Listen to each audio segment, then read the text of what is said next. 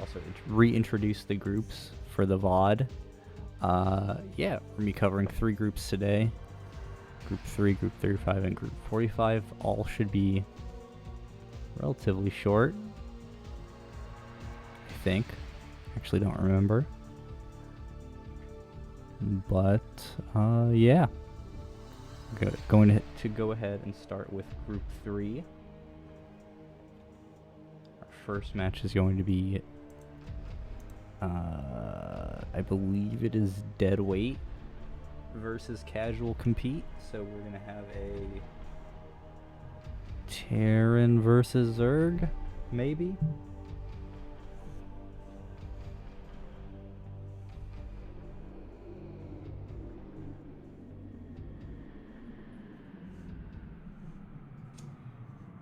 And if anybody wants to get some chat bots,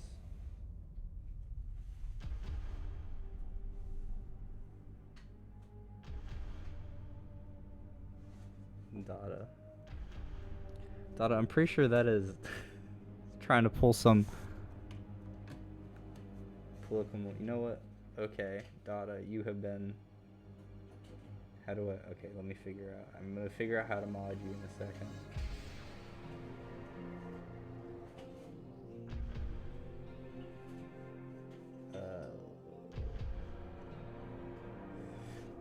Alright, I think I'm gonna have to open it on the desktop. No, not that. Test.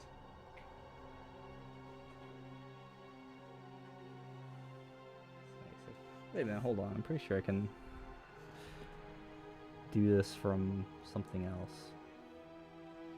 Maybe. My channel. No, this is not at all going to work. Alright.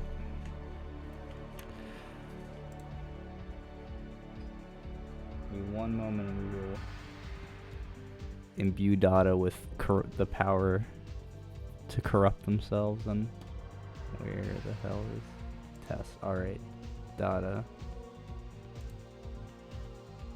How the fuck do I mod you? What the hell? Did this just become like randomly impossible?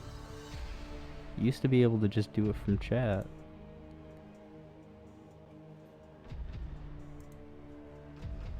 What the hell? I can pin thing? What is this? Unpin after nothing. Go, wait.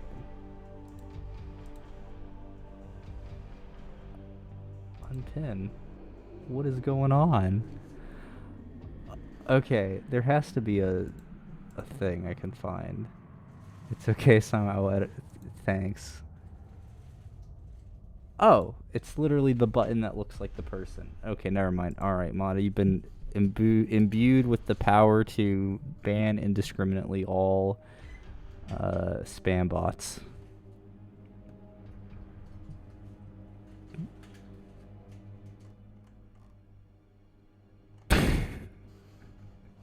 I hope the person you just banned was a spam bot, otherwise that will be unfortunate. Jesus. He's gone mad with power. Anyways, we're gonna go mad watching some StarCraft games and hopping right into it. Alright.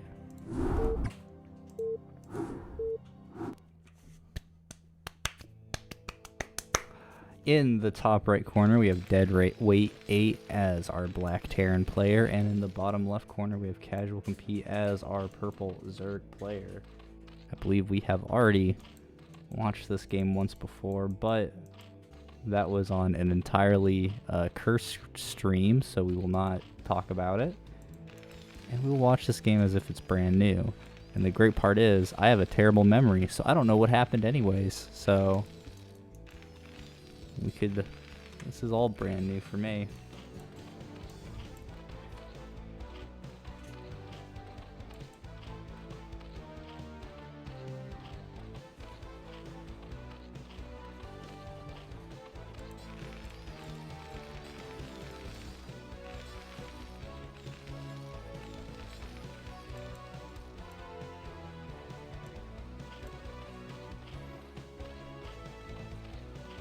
Looks like both players should be getting a Overlord and a supply depot. You see, those will provide supply and allow them to build more units than what their starting out supply limit max is. It's very helpful. Generally, because the more units you have, the more powerful your army is. That's a little pro tip from me to you, is build more things than your opponent, you'll probably win. Right? Drone going out to be an expansion.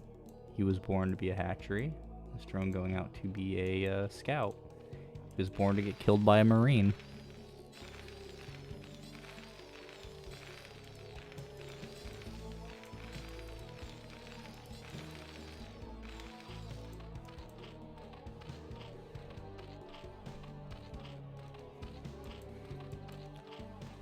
Cool. Barracks. Refinery finishing up. Barracks about to be done. SCV getting the scout off, sees the hatchery, sees the spawning pool still morphing, so that's a pretty solid sign that this was a hatch first.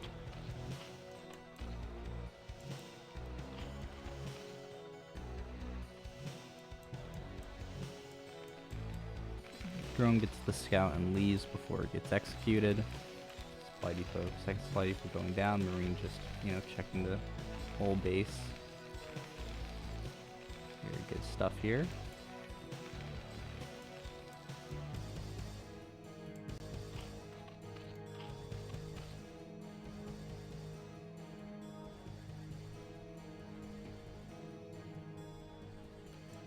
Hatch finishes. Zerglings on the way. Looks like it's just one pair of Zerglings for right now, two pair for right now. Essentially, it's not enough to be, like an all-any aggressive attack, push up the ramp type deal.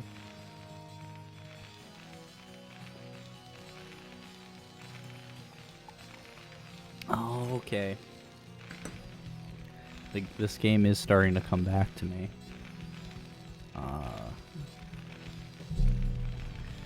Deadweight 8 going into the factory, and they should be getting their expansion here fairly soon as well.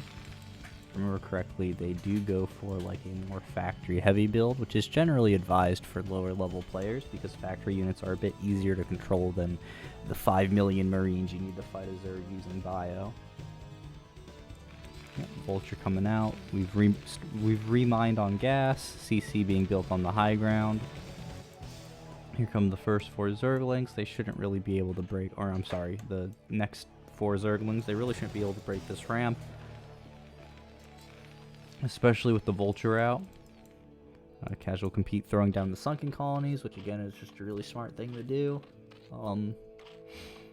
Since the Overlord hasn't seen like a bunker or anything developed on the low ground here, you have to keep your options open that this is going to be some sort of weird timing attack. Yeah, Zergling try to go up the ramp, gets killed. Yeah, I mean, I wouldn't be surprised to see a sunken start, like a second or third sunken being added on here just for the safetiness. Especially when Terran is going Vulture, you really want to have those sunkens up because they will rip through them. Because for some reason, sunken colonies do explosive damage.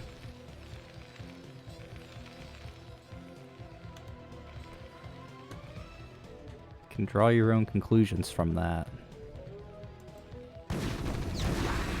Oh, that Zergling got 5 damage off. That was about as valuable as it could have been against this.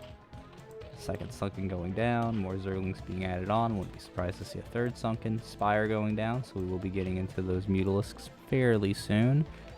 And then once that Spire finishes, we have our 600 gas built up, so we should see 6 Mutas started right away.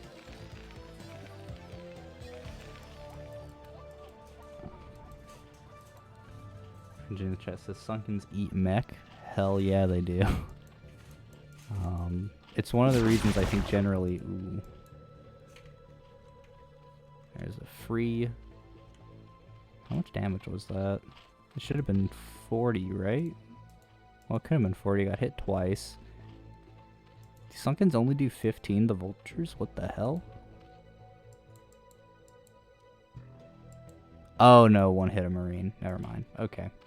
That makes sense. Wait, no, it doesn't. Then how does this vulture have 30 damage? What? Okay, anyways. Yep, 6 Mulas coming out. We have a whole round of going into Goliaths right now. Goliaths are a really good unit. They're like Marines, but they're in mechs. So, yeah, they have twice the damage of a Marine. They have anti-air. They have naturally 1 armor. And they have like 3 times the health. What a crazy unit.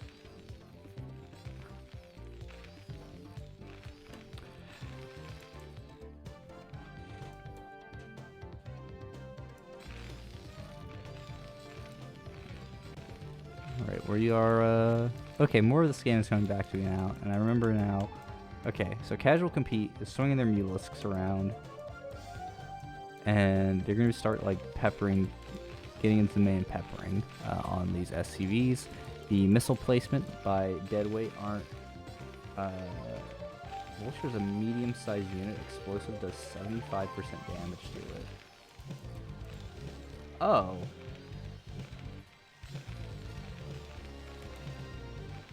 Why was I thinking vultures were classified as small units? Oh, that's weird. Okay. So it should be 30 damage. Okay. Yeah, anyways, Beetlisks.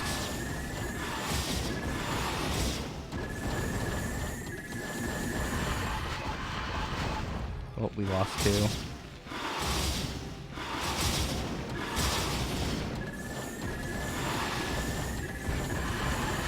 Three, 4. That was rough. Oh, okay.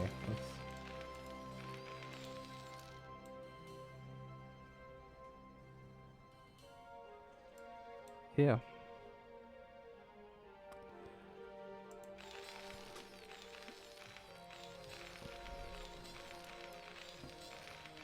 Pretty hard to guess the size of Mulisks when they all die. Yeah, that was actually really unfortunate. I think the first time we watched this, it didn't seem as bad, but on second viewing, losing 5 mutas is really bad this early. I think I made this comment the first time, and I'm gonna just do it again.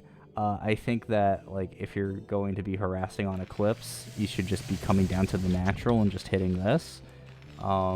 It is just way safer for the mutas.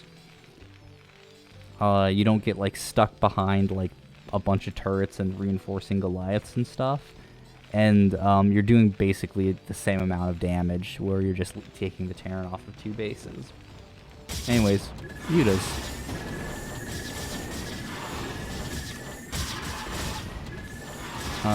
With the full 11 group, it looks like they're going to fare a bit better, especially... Oh, yeah, this happened. Yeah. Yeah, that's... Yeah, these guys, listen. I don't care. We're just going to listen to Sound Mutilist. Yeah, listen, this SCV finally paid them their, you know, their protection money. And they're like, okay, you paid the toll. Get those Goliaths in the base. You know? Yeah, that's really bad. I mean, and this is kind of gets into a little bit of why you don't see mech a lot at the higher levels, is because of how clunky a lot of the units are, specifically in maneuverability. And so when the Zerg player, who is like the most mobile race, the most maneuverable race, is actively taking advantage of, okay, we moved all the Goliaths on the high ground. Now we're getting attacked in our natural.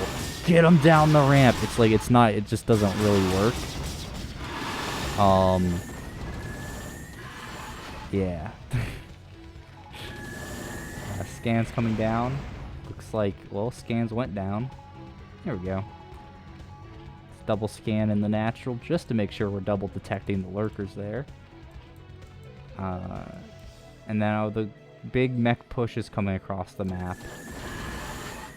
We do have a Defiler Den coming up for Casual Compete, so we're going to have the full range of why mech is actually bad. Because Dark Swarm just kind of invalidates every mech unit, and because you're already sacrificing your maneuverability for firepower, when that firepower equals 0, shit sucks really bad. So once we see Defilers and start moving out to start Dark Swarming on the base here, it's gonna look really bad for deadweight. And yeah, there goes the Sunkens. Yeah, this is why you need generally want like at least one siege tank by this point, so that you can siege up and put the pressure on the Sunken colonies.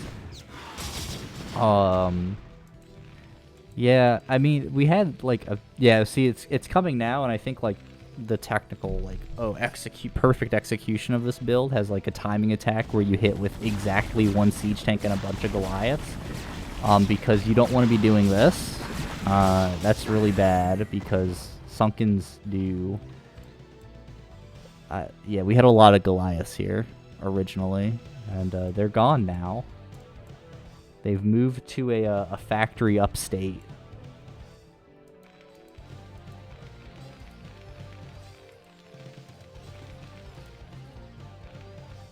Right, siege tank out. Do also have lurkers. No Defilers yet, which could be a very big problem. The fact that Zerg has been on 2 bases to Terran's 2 bases this whole time is also a fairly big problem for the Zerg. Just because, you know, Zerg naturally always wants to be 1 base ahead of its opponent, no matter what the matchup is. Even if it's like ZVZ, you want to be 1 base ahead. But yeah, it looks like the Mutas are going to try to get in for a counterattack over here.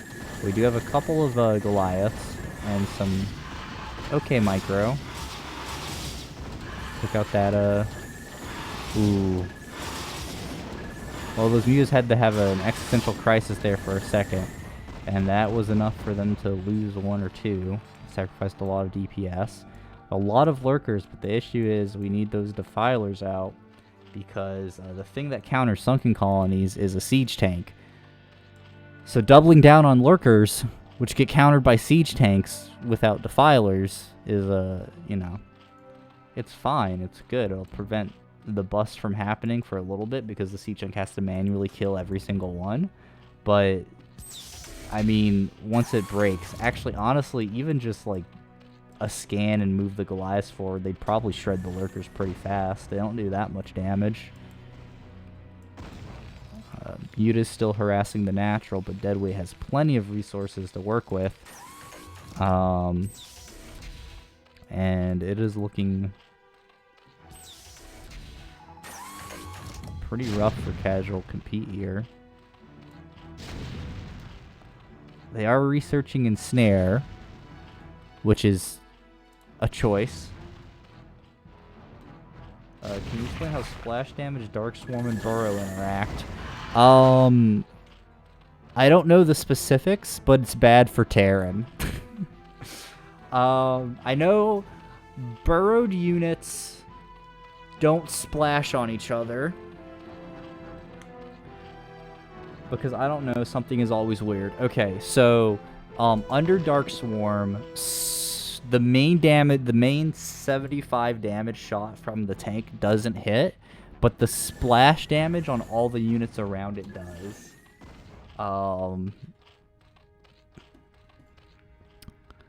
And burrow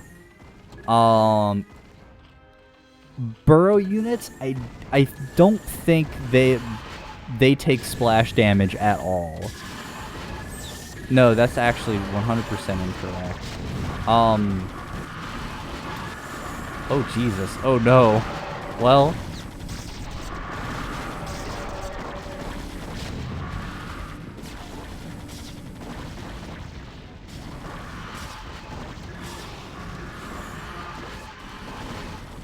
that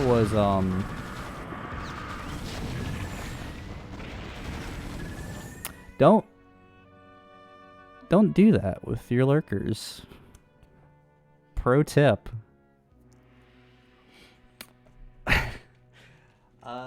And maybe some... Okay, but, yeah, that was, I mean, the weird attack move out. I think maybe CasualCompete was just trying to break the contain before, it got worse. But that was kind of just a sloppy execution there. Yeah.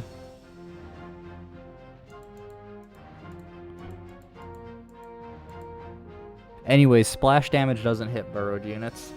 Like if two lurkers are burrowed on top of each other, the damage from a tank will hit one, but then the splash damage won't hit the other one. And I think like unburrowed units would still take the splash damage. And I think that burrowed units will take splash damage from attacks that are hitting unburrowed units.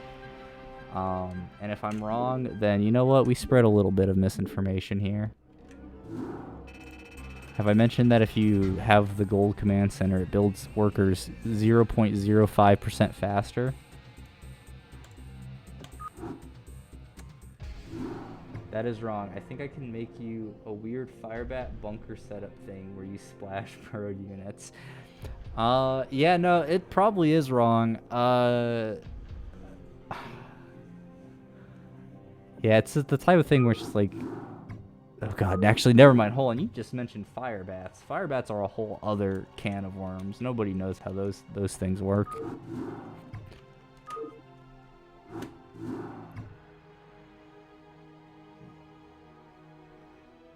Yeah, maybe splash damage does hit bird units. Anyways, we're going to move on to our second game. I already forgot who's playing, so we'll see when we load it up. Game 2 of Group 3. Oh, okay. I messed up something there. Okay, wait, hold on. Why did my transition not work? There we go. Fixed it. In the top right corner, we have Surfer as the pink Terran. And in the bottom left corner, we have Deadweight 8 as the black Terran.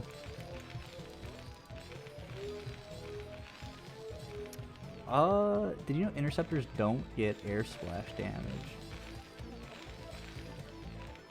No, that has to be wrong. There's no way. Because, like, Valkyries melt interceptors.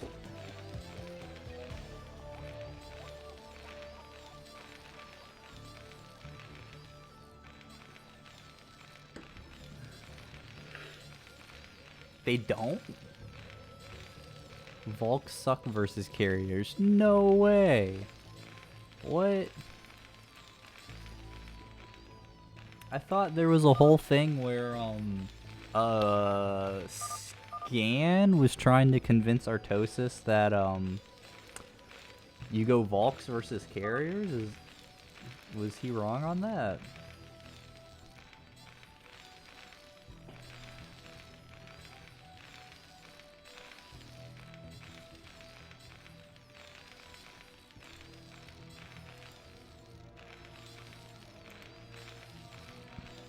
Mirrored builds from our players here.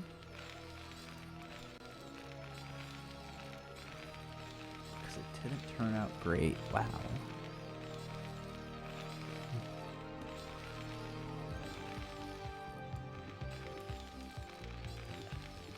Huh.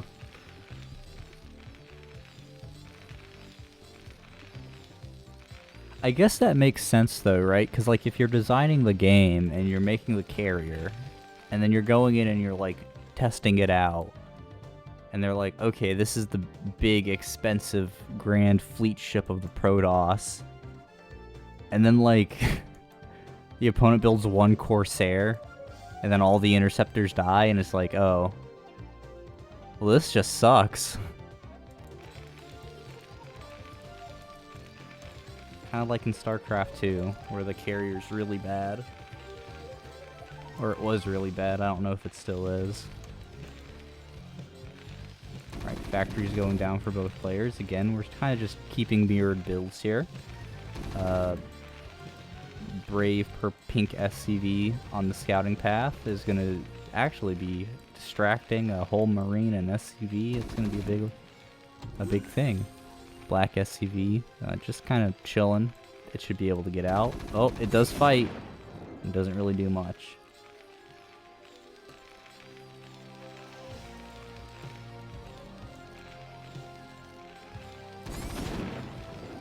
And Black SCV dies as well. Gets some pressure on the factory. Not enough to delay it. Both players should have their factory up here pretty soon.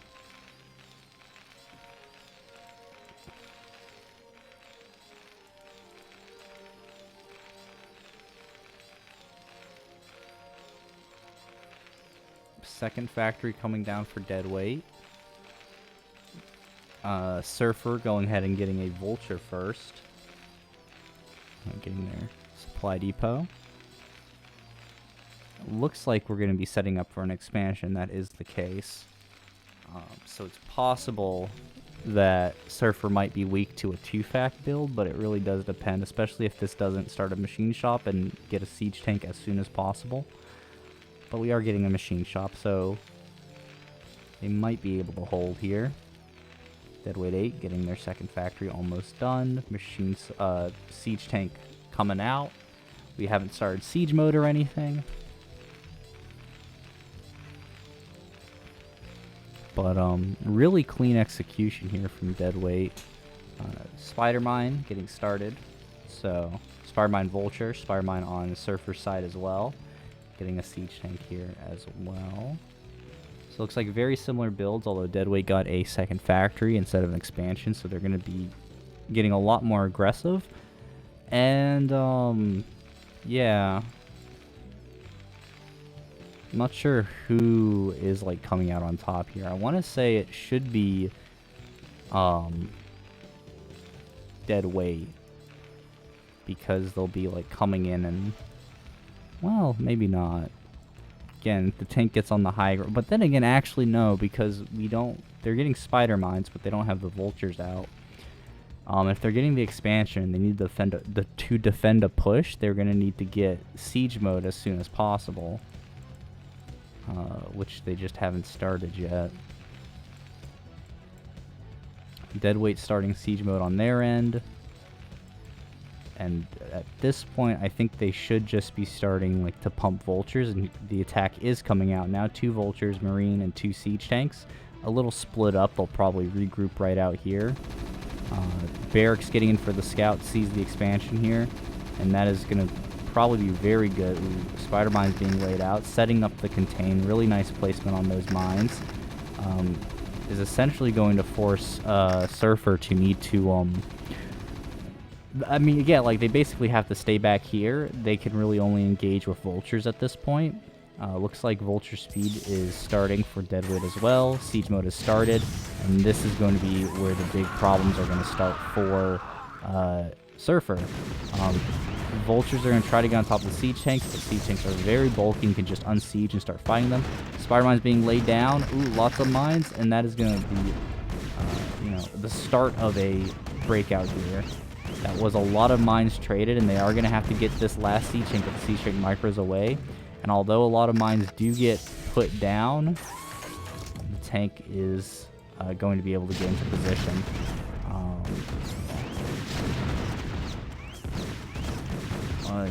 SCV gets on top of the siege tank, but vultures are still around to pick it off. Ooh, siege tank 360 no scopes that spider mine. And, I mean, yeah, this is pretty bad. Generally, if the spider mines were able to get put out here from Surfer, this would have been able to be an easy contain, but as is, it looks like deadweight should be able to carry this into a victory.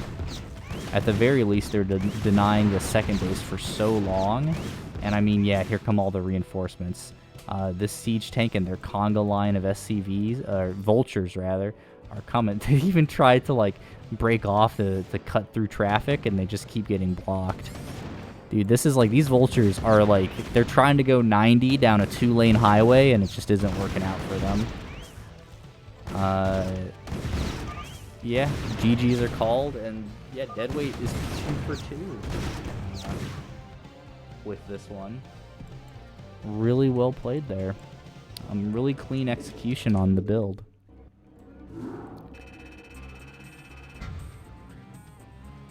All right.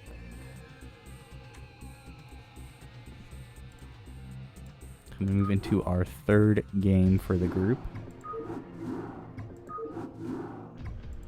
This one is gonna be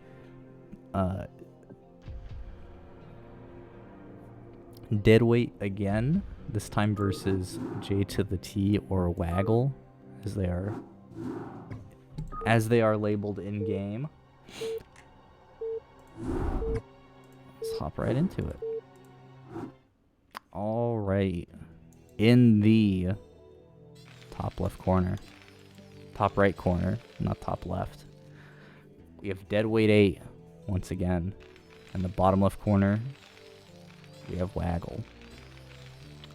There should be there should be a ladder map that's just like, the name should just be Eclipse but reverse, and it's just Eclipse but flipped around, like it's top left versus bottom right.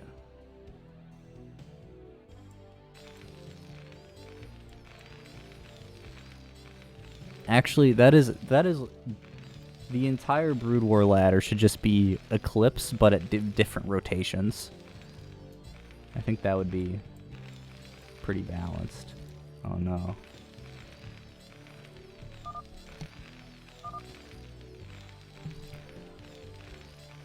I was asking for the no rush 20, which makes sense because they do not have their SCV in the optimal mining position.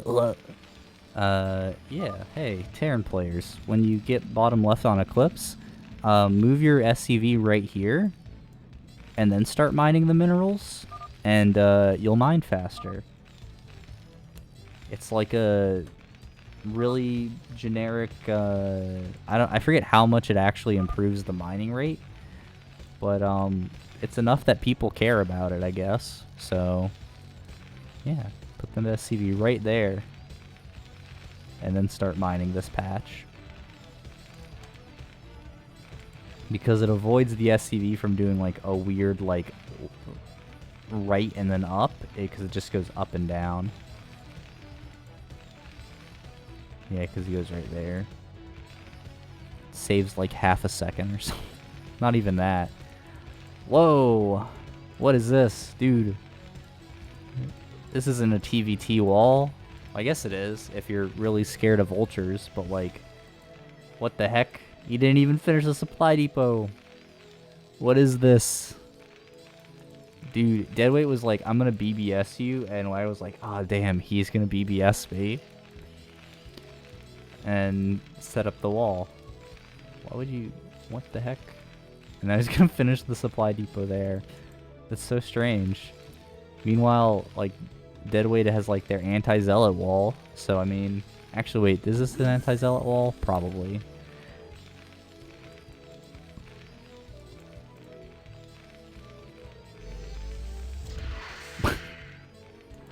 That's so strange. Why would you do this? I'm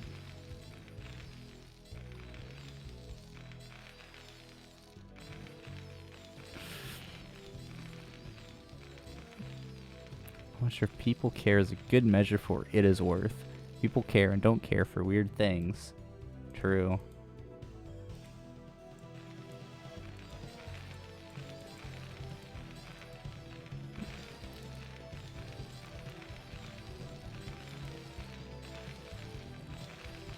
This is some James Bond SCV. The Marine just like gets halfway up and is like, where'd he go? SCV's playing Metal Gear Solid, just baiting the Marine out of detection range while he continues his patrol path. Run! No, don't do it. Oh no! Mission failed.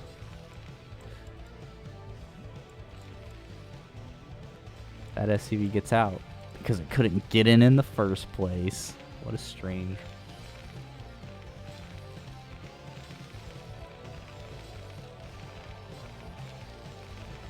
Maybe want something SCV tight to do something cheesy, like go into 2 starports. Yeah, that makes sense, I guess. Yeah, like if you're trying to like 100% hide that you've just gone like a factory and 2 really fast starports, that would make sense. BC rush off of 1 base. No, you just get a lot of wraiths with cloak, and then your opponent builds 2 missile turrets that can kill them all.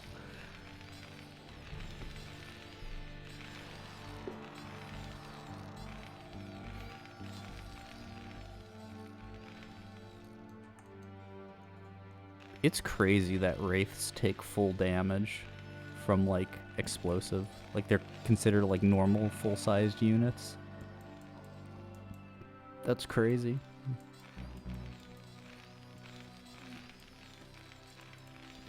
Well, we're looking at pretty similar builds here.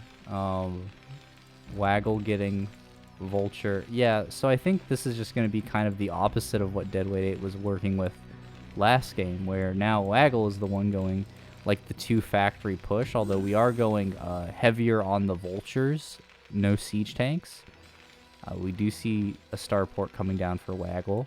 Deadweight 8, meanwhile, has 2 siege tanks. They're kind of producing mech. They're kind of getting Vulture speed. I don't think they have siege mode yet. So that's going to make these Vultures really scary, especially if they can get the mines laid and get some lucky shots.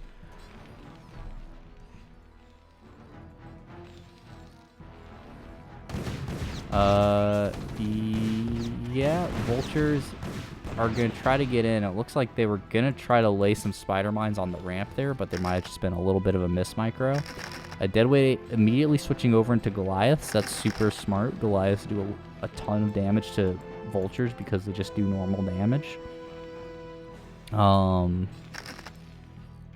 Yeah, and then, you know, the contain isn't even that bad either because Deadweight already has their second base up. We have the proxy starport. This is some StarCraft 2 unit building placement with the starport command control tower.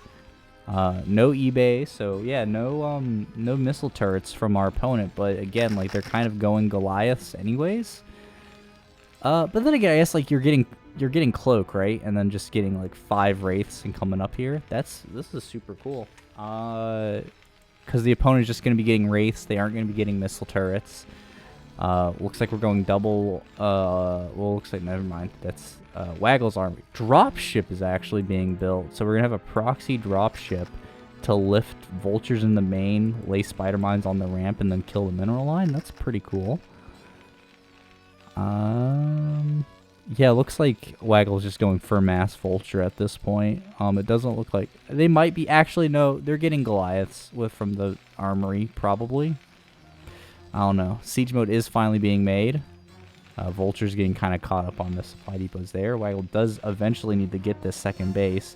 Deadweight 8 is supply blocked, which is very bad for them, very good for Waggle, but that gets remedied here fairly soon. Yeah, 3 facted 2. This could just be a case of I can outproduce you, and here comes the dropship with the Vultures. Is probably going to try to just maybe sneak up along the edge here and get up here into the mineral lines, but yeah, it does look to be exactly what it's planning to do. Oh, yeah, no, this is also good. Get some, oh, 2 Vultures down here, and then 2 up there. That's decent. The Vultures are going to get cleaned up very quickly, and the thing is, like, they are alerted. They are going to come up here. I'm not sure how many kills. There's 1 SCV kill, maybe 2. 2 SCV kills, maybe 3. No, it looks like they're aggroed on the tank now, so that should be only maybe 3 or 4 SCV kills for this commitment. Dropship takes some hull damage, but again, like the contain kind of is maintained. But the issue is Waggle still is only on 1 base, and their opponent is on 2 and macroing much harder than they are. +1 vehicle weapons, pretty good. Scans are now out, so, you know, a scan into this mineral line and some siege tanks on the high ground will be able to clear out this this light contain.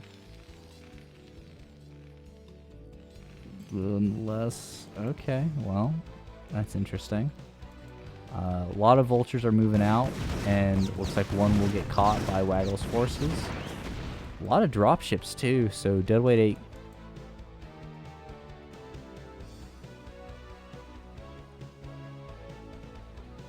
Yeah, 3 dropships are out now. That actually represents a pretty huge, like, army supply that can get dropped in the main fairly quickly. We're now on 5 factories mass producing compared to 2 and a third on the way.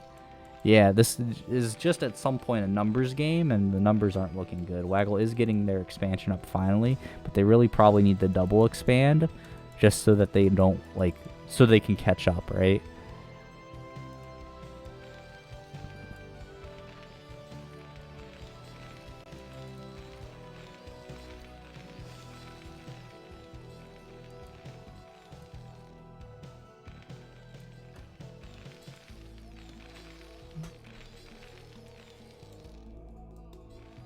Supply block on deadweight 8 at 92. Oh, interesting. Wow. That was a lot of dead vultures. Yeah, Waggle supply absolutely plummets. Yeah, now deadweight 8 is able to completely clear up this minefield. Has completely freed themselves. They're free to take a third. They're free to put on aggression and start moving their tanks out. So, yeah. Starport lifting home. Yeah, Waggle played a very interesting game here, but I just feel like they were trying to be too tricky, and it just didn't work out. Now this could change, right? Like, you know, if they don't get killed, if they don't get punished straight away. Well, we actually have some vultures here ready to deny the third. Some mines here to scout for if the third gets taken over here. And now deadweight 8 is going to start pushing across. And, ooh. Splash damage, man. Yeah, if, deadweight holds the momentum and, like, pushes across here, they'll be able to start putting pressure on Waggle's natural. That's only just now really getting saturated, so, this looks like a pretty simple win for them.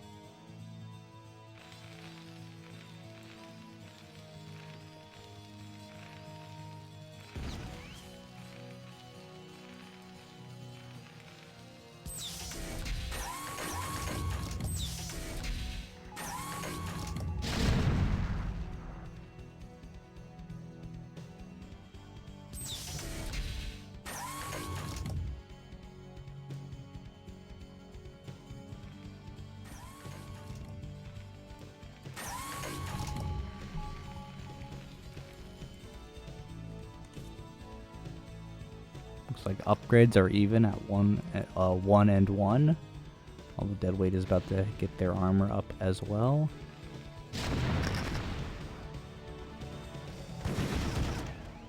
Oh, some free damage.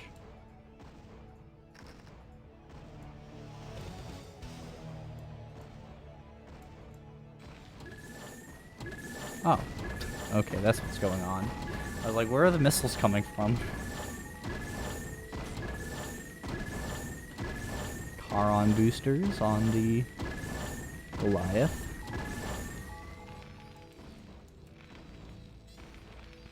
50 supply lead here for deadweight. That's a lot.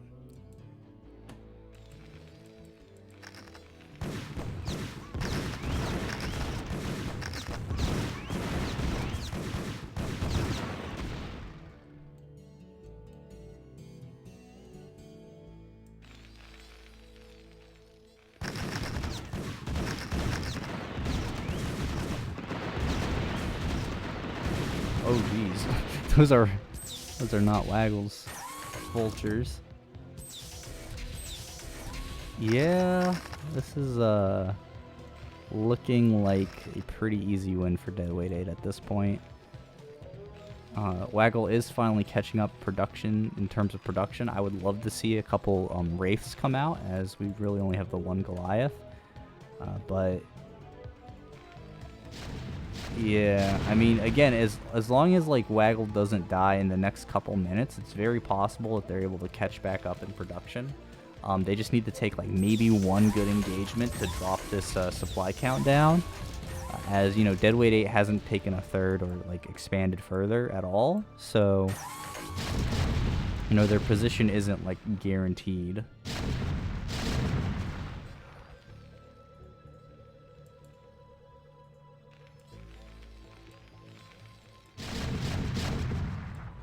One of these things is not like the other.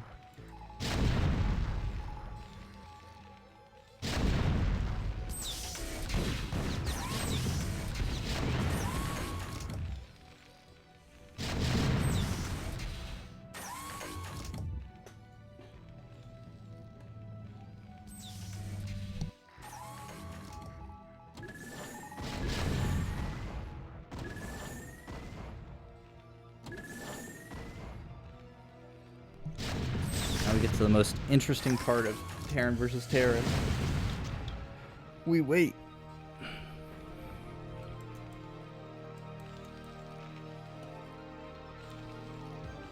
Sea Waggle is slowly catching up in supply. They were like 50. Well, no, they're 50 behind again. We do have drop ships, so this is just a really nice position for Deadweight, actually. Having the siege tanks set up everywhere. Oh my gosh, yeah, this is just, he's just flexing on him. That is a whole arc. But here comes the dropships. Let's see how actually loaded these are. That's pretty loaded. That could be a very powerful... hey, if you ever lift the starport over there, this could be a very powerful attack coming up. You know what? I want someone to do this in CPL. I want someone to steal a building add-on. Build the starport. Do it. Do it, do it, do it. Build the starport. Do it. It's right there. If you build the starport, you get the add-on for free. By the way, your mineral line is dying. Do it. No, he's not. Yeah, this is actually a really huge drop. This is really good for Deadweight. Oh, the command center for the third. Actually, that's the command center for the fourth. Yeah, this is huge. Removing these tanks is going to be a really big problem, but it should be doable. In the meantime, though, like, actually, never mind, because again, like, we just have this huge arc established that we just shave all the vultures off, and it looks like, unfortunately, like, you were committing so many vultures to that attack that there weren't any to actually help break the siege tank lines, which are already just extremely thick. So, yeah, the vultures probably need to snake up here to target like this. This is probably the weakest part of the defense right now. But yeah, that was a bit of an unfortunate move in there. Yeah, but the third is established. We're about to have a fourth. Build the starport, SCV. You know you want to. No. No! That's not what building the starport looks like.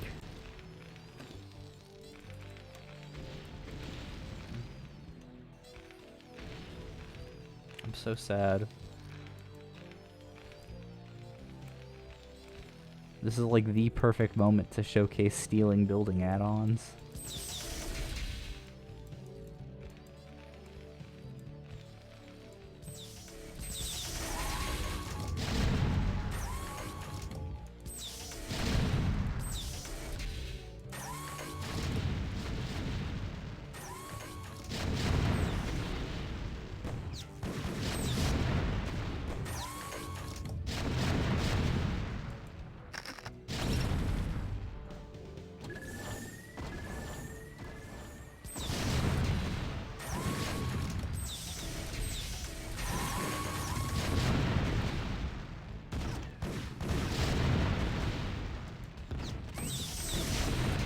Yeah, this is about to...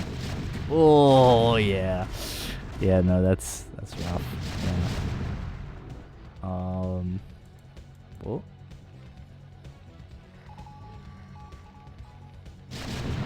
Whoa. Okay.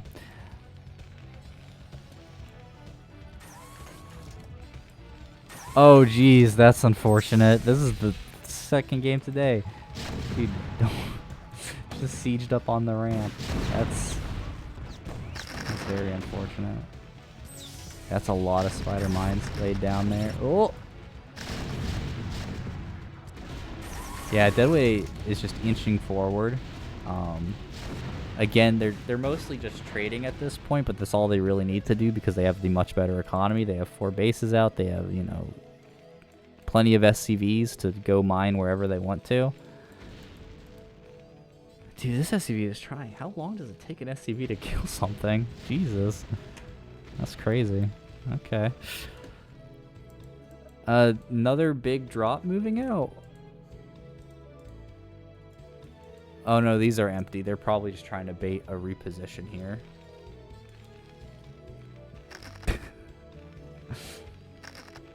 Vulture just laying the spider mines under.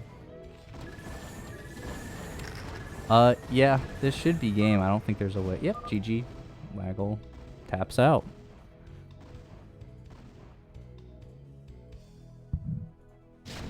Developers aren't the worst versus carrier scan. Did say that, but they do suck. And there are better options. GG's. Alright. Oh.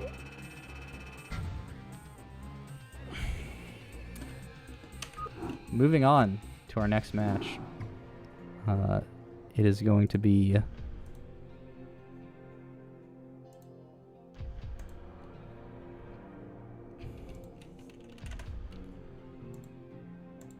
a game.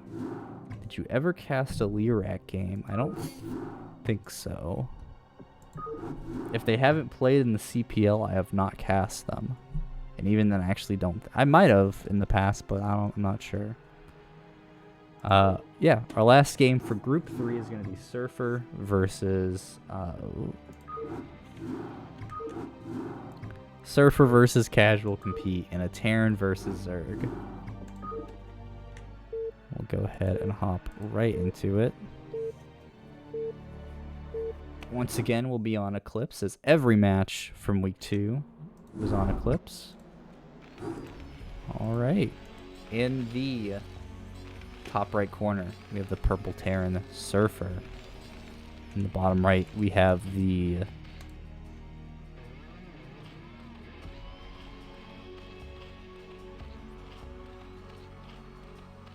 Zerg. CasualCompete. I think he only signed up for the season, just had to ask. Zesky.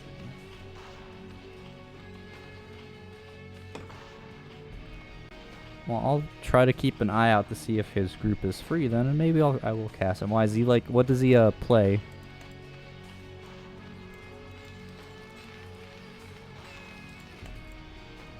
So the name does sound familiar, at least. Zerg, yeah. Okay.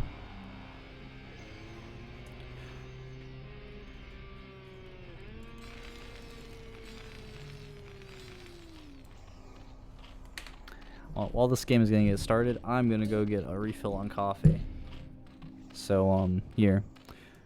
Follow this overlord as he migrates back home to his little corner hole here.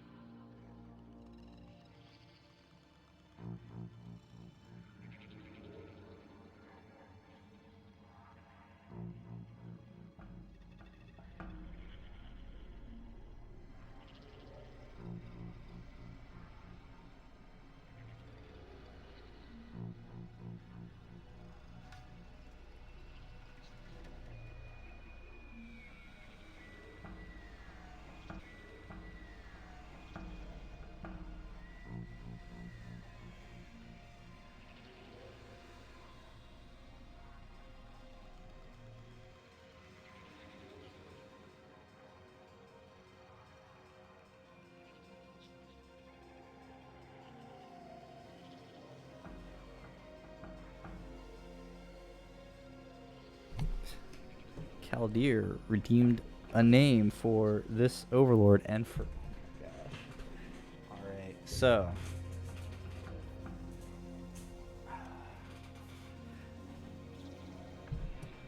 Let's see. This Overlord is... Not sure what we should name this.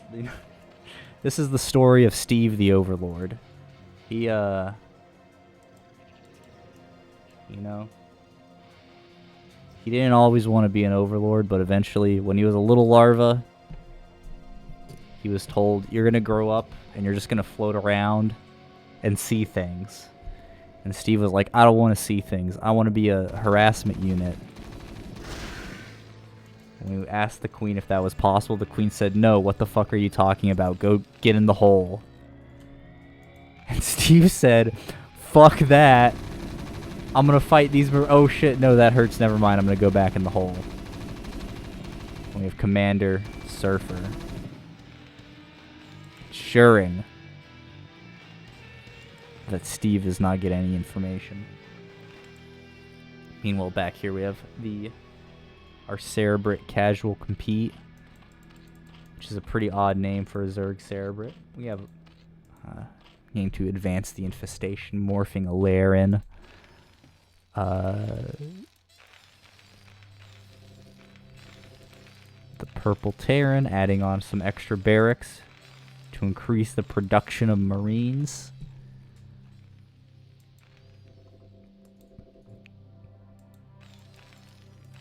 As any good commander knows, artillery is a coward's weapon. We fight like men and just bring dudes with guns.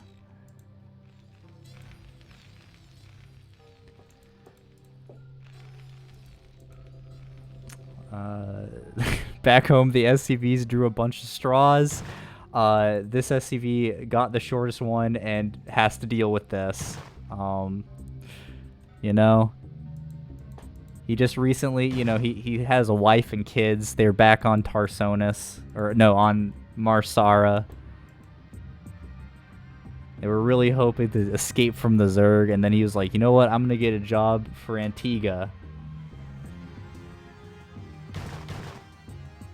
And this is where his life has led him. Anyways. Yeah. We have extra hatcheries morphing in as the left side of the map is continuing to fall to the Zerg. Mostly because there's just no one out there. Back in the main city of Eclipse. Fuck, hold on, we could come up with like a whole lore thing. This is the Eclipse region of Chowsara. That's a planet in StarCraft. Yeah.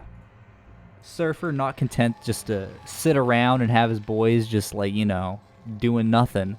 Sends his army out. Go in the scout. Go deal with like the little bugs on the outskirts. This is nothing serious. These guys just have a death wish. Yeah.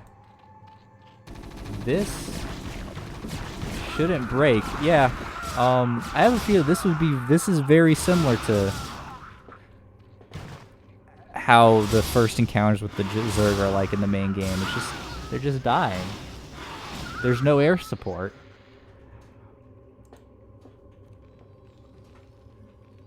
Before we met Jim Raynor on Marsara. Yeah. So, listen, we're in a little bit of a time vacuum, okay? We're in a very... Actually, wait, hold on. Marsara survived being purified, so this could theoretically...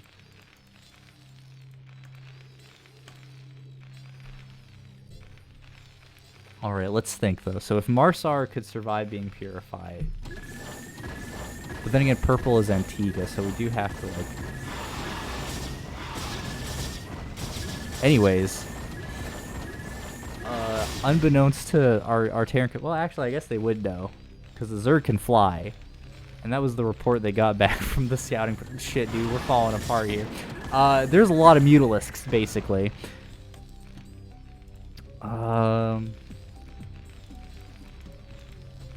Yeah, 2 barracks can only house so many Marines, and they take a while to get ready, as you can see. In the meantime, these Zerg, these weird animals, are exhibiting a lot of intelligence, attacking where the Terran are not. CasualCompete controlling them from a distance out in space, probably. He's actually just fully committing to this attack, taking out the missile turret. Soon, like, all of Surfer's ability to defend from these Mutalisks are gone. However, like, the soldiers, they're coming in, but they're getting pretty tired. Like, every time they come to defend an area, the Zerg seems to retreat, and every time they move out from somewhere, the Zerg seem to poke back in. Say this is Antigua. That's actually... We'll go with that storyline. That's a much better storyline. The Zerg. Commander Surfer, armed with only the barest of resources, having to outcompete a Cerebrit who only has to be casual to compete for how intelligent they are.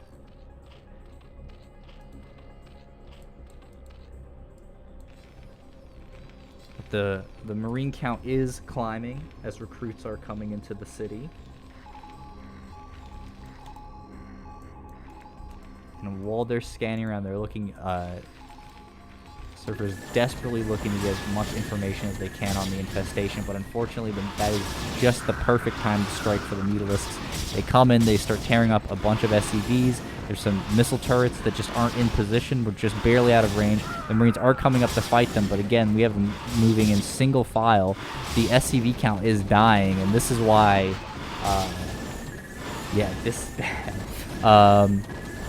this is why the SCVs, they can't mine as soon as they come out. It's in their union contract, because if you had to deal with these working conditions, you'd be working with some benefits as well.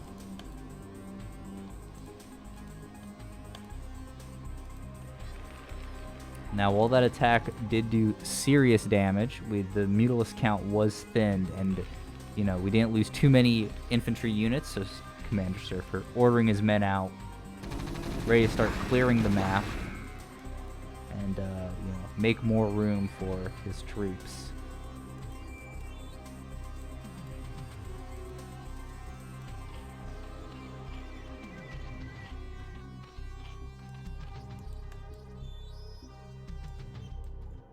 You know what's actually really funny is the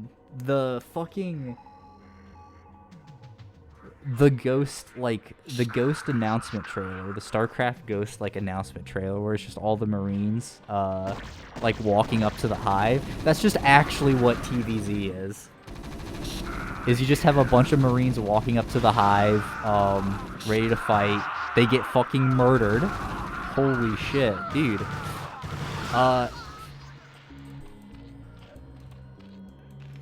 And they're like, who asked for siege tanks?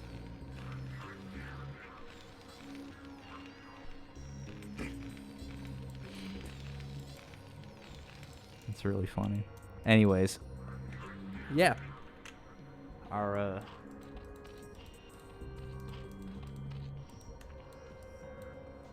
while the Terran of Antigua have barely been able to hold on, we've been able to establish several barracks for the training of new Marines. However, unfortunately for them, the Zerg have not been idle. Mutalisks were just the start. And while they were, they nuked our production capabilities and our resource gathering operations, we now have these high-tech strains coming out. Lurkers are on the field, and CasualCompete is processing not only them, but defilers and advanced Zergling mutations as well. And unfortunately for our Antiguan heroes, once the Zerg has fully researched and teched up, if there is not an appropriate counter response by the time they get up into there, it will be a very short invasion. Mutalisks once again dive into the main, get right into the corner, start taking out SCVs. Now the Marines are coming up. They do have axes, but the mutas are just dancing over the SCVs, taking them out, and then they will dive away. You know, we do have lurkers on the front line. Zergling adrenal glands are about to be fully adapted.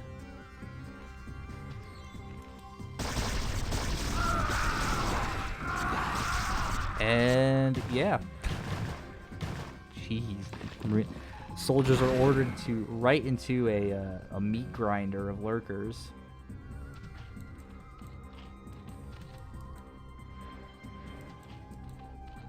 As more Zerglings, more lurkers, and even Ultralisks are being set up by the Zerg.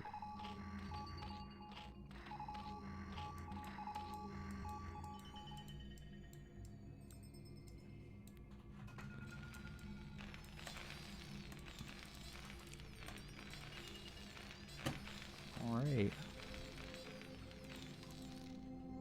Steve's still alive, so we know what matters.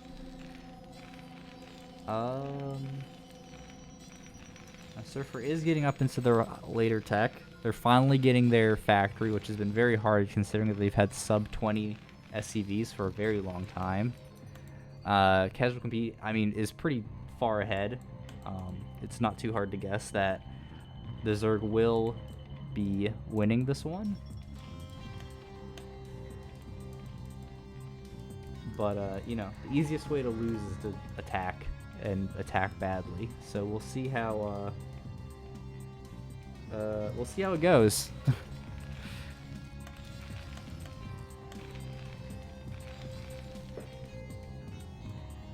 But generally, once Ultralisks are out, it becomes pretty hard to take bad attacks. Ultra Armor, finishing up. Dark Swarm, ready. And, oh Jesus. Well, there's a trivia question for the next time anybody asks. Defiler energy is called the metasynaptic node.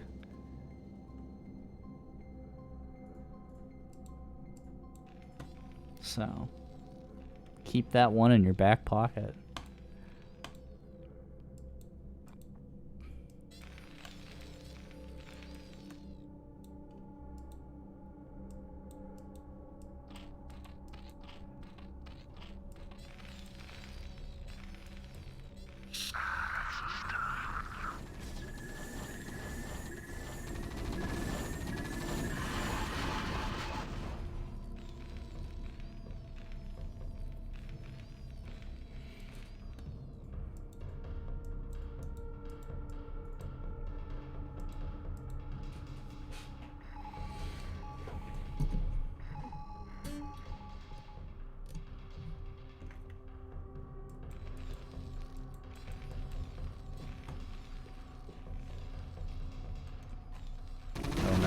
Yeah, this is...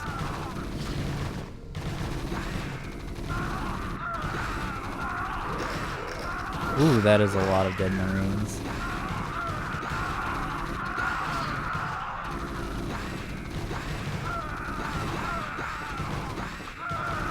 Zerglings are both the most effective attacking unit and also the best fuel for a Defiler.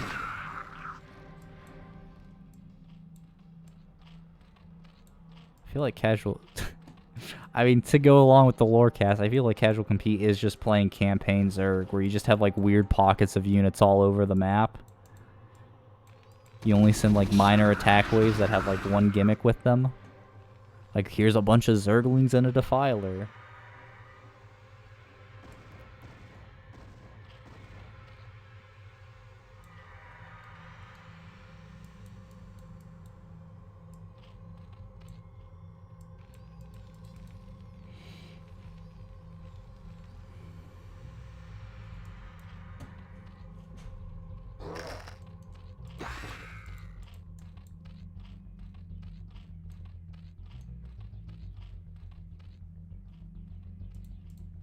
Everyone's saying that getting fire bats might be a good idea. Yeah, I mean, well, we do see a couple coming out, and we see quite a few actually come out.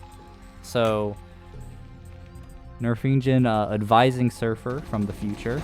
But unfortunately, like once the Ultralisks actually get involved, there's a lot of lurkers. I don't think there really is much that Surfer will be able to do. It really just comes down to like when does CasualCompete actually want to kill him? They're getting queens. What the hell? I mean, at some point, how does this I have to consider it. It must be BM. For so many science vessels, yeah. We do have a starport pumping science vessels, but once again, you know, it's infantry that wins wars. Tech is for cowards. This Vareed has a death wish, and he gets it granted.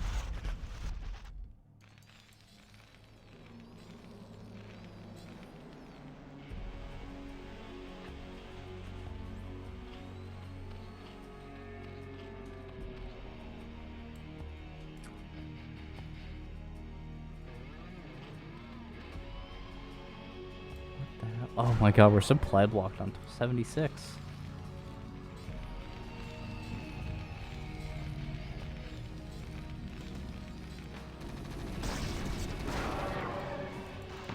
What the hell? Alright, here comes finally, I guess, the big attack. CasualCompete has had enough playing around with the Terran and just moving their forces in to finish them off.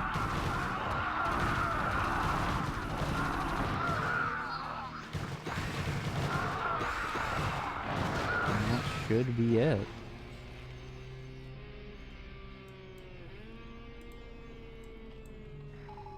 What? Why?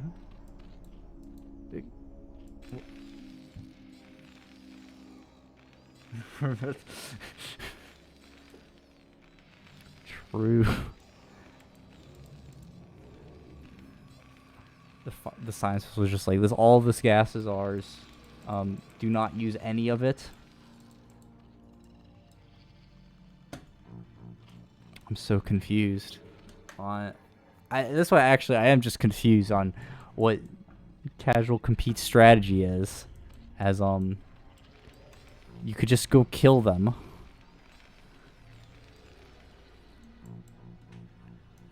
Because allowing like the Terran to get supply like science vessels, you're just like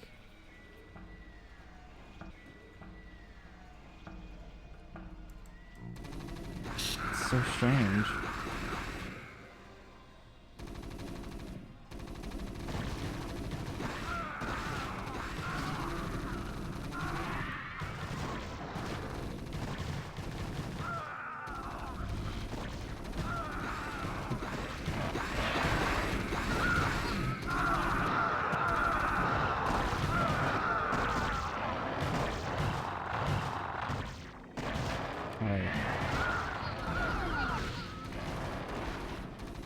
What?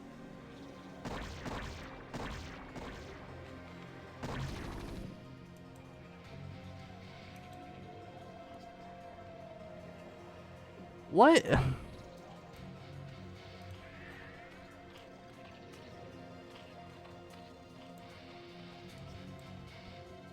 But just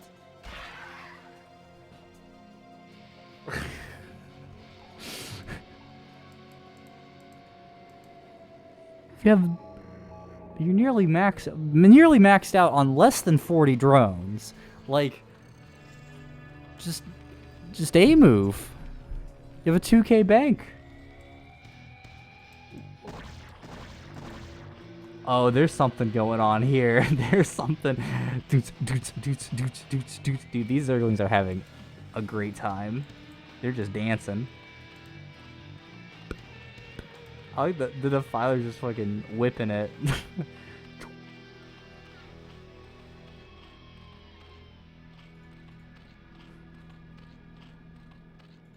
We need to put music over this. This is great. Oh, also, I think the Surfer is actually finally dying now, but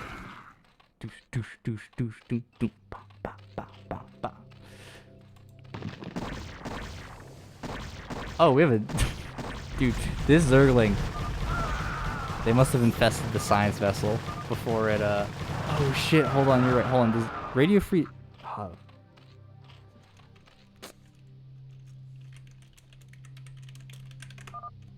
Damn.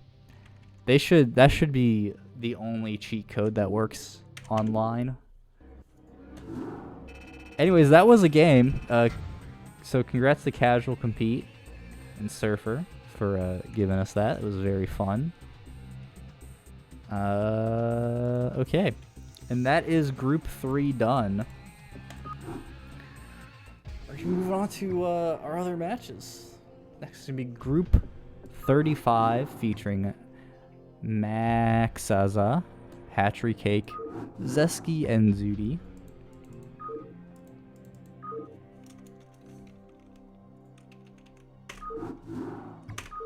All on Eclipse, of course. We'll be hopping right into it.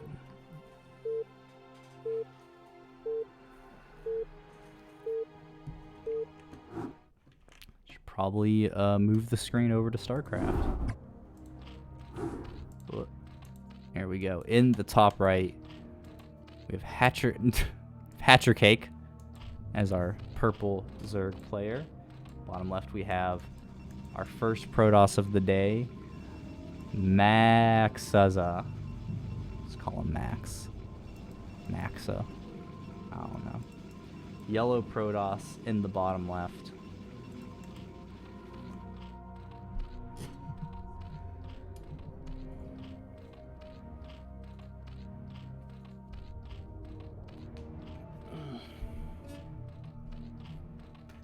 Kyler asking, so what's the point of the season thing? There's not really a reward for winning the series 16-0, is there? There is not.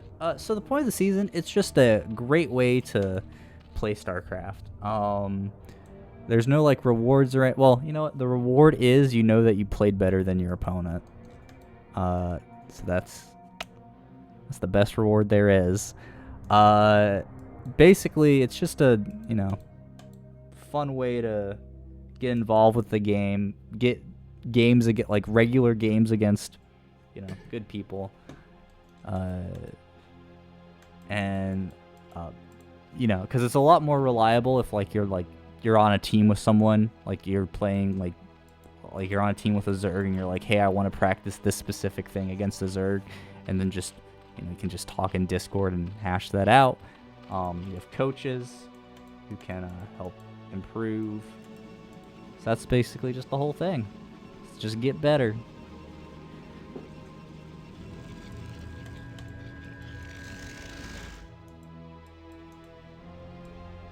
Yeah, so spawning pool just about to finish here.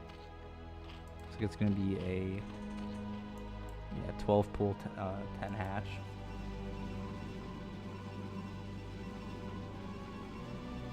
Actually, mostly just bragging rights, honestly. But, the true bragging right is being on the best team. Which, last season it was the Korean Mechanics. So, they didn't win the whole thing, but that was the best one.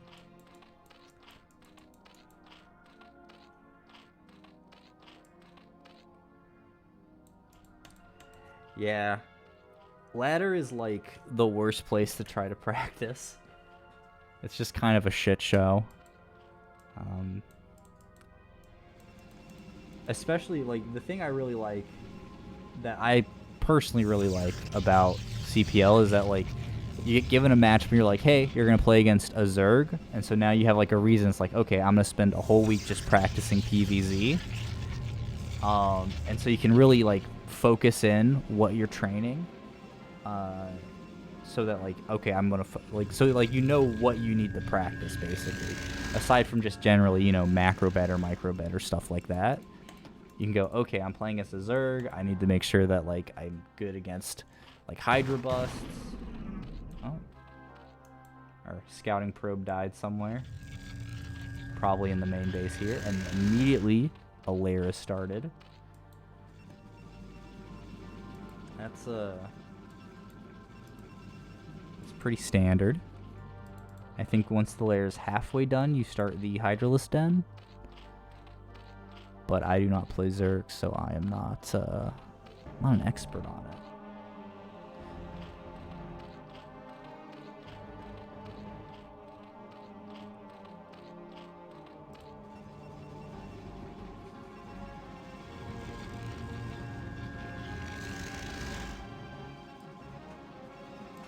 Should be seeing the Stargate coming out here.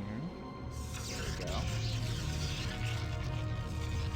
And it looks like the Hydra Den is not going to be coming out, so we should be seeing a Spire as soon as the layer finishes here, as our Zerg might be going into might be doing Mutalisks first. There's actually a couple of different ways this could go. It could just be a Spire just to get early Scourge and pick off the Scouting Corsair. But I think generally in that case, like, you still are getting the Hydra Den sooner.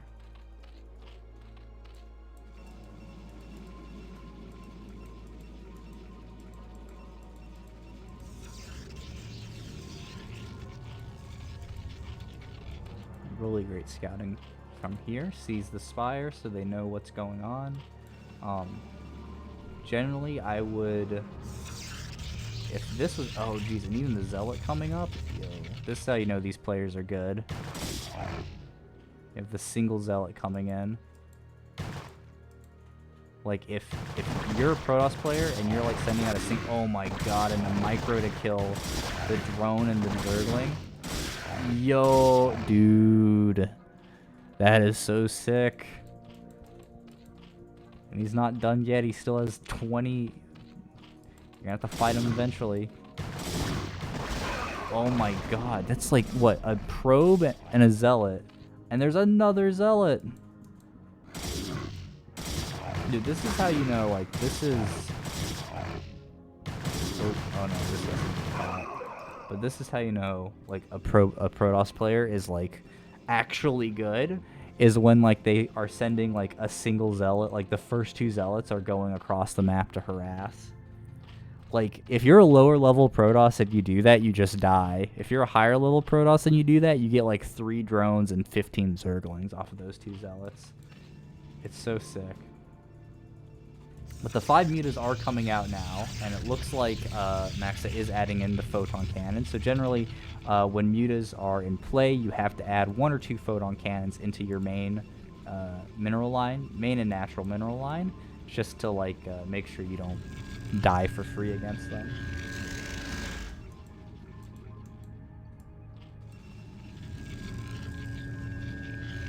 Maybe an extra one there would be really nice. Oh, we have the probe even trapping itself behind the mineral line so that we can do Corsair micro and +1 attack in the air. Hell yeah.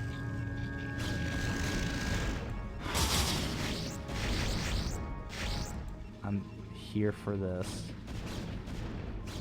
Yeah, that probe. This probe was told he's a Corsair and then put in a little box. It's like, you do you, buddy. Now this is why I like seeing the photon cannons in the natural as well, as you lose a lot of probes otherwise. But if we are continually making Corsair, then the Mutalisks become much less of a threat. And I'm still going to get a bunch of probes for free, because probes are not like SCVs and can tank 1 or 2 muta shots. They get melted. Okay, 1 Corsair does fall, but it looks like the mutas will get weakened out. Zealot legs, armor, and +1 ground. Wait, do we have +1 attack already? We do. Oh, interesting. So we definitely could be opening up for like a Zealot Corsair timing attack, and with no Templar Archives, it seems to be like that's what we actually are going to do. This should be taking advantage of the Zerg's lack of Hydralisks early on, as generally that's like what is preventing Zealots from completely dominating the game. But if you can get a pretty high Zealot count versus only an okay size Hydra count, you're in a really great position. Especially if we have, continually pumping Corsairs in order to fend off Mutalisks. Just one Corsair gets caught out on the map, and looks like it is going to get taken out. But the Mutas are weakened up. We have one really low. That one will basically immediately die as soon as any fight happens. But we are going to lose a bunch more probes here again. Like one volume from Mutas. I forget. I'm not sure how many Mutas. 6 Mutas. I think you only need 5 Mutalisks to one-shot a probe. So yeah. However, the Corsairs should be able to get on top of them. Now the Zealots are moving out, +1 attack and speed against no armor on the Zerglings. We do have faster Overlord movement coming out. The Mutas are going to get caught in a moment of well, not mismicro, but lack of micro, and the Corsairs will clean them up, and that'll give them free reign to start harassing on the Overlords while the Zealots engage with the Hydralisks. The Overlords all retreating back to the main so they don't get picked off, and HatcheryCake supply plummets. Now, the supply advantage is in Max's favor, but it is not that large. And remember that Zerg supply is so much more efficient than Protoss supply. So when we actually see these armies meet, the Zealots are going to have to retreat. However, we did get our Templar Archives. 4 High Templar on the way with Storm. And that should be able to match HatcheryCake's massive Hydra army and their, +1 attack and missile range.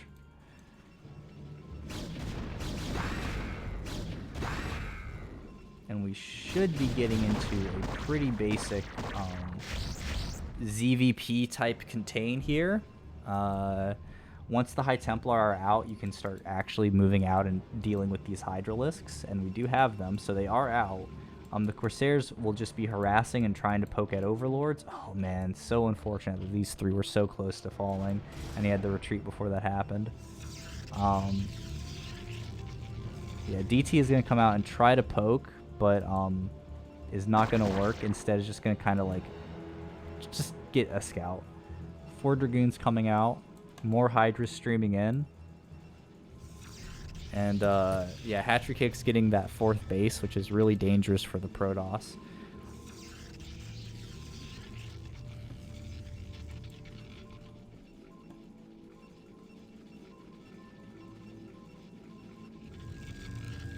Storm is done. Storm is done.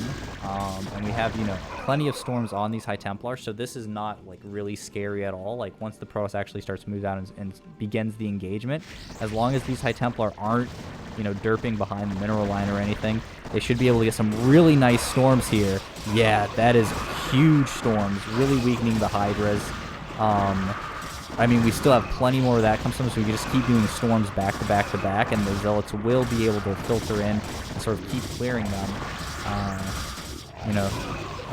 Another storm goes down, and we now have a round of Dragoons coming out to be able to fight them, but unfortunately, that Templar had at least 2 storms in it. And now the Hydras are going to try to get a bust in.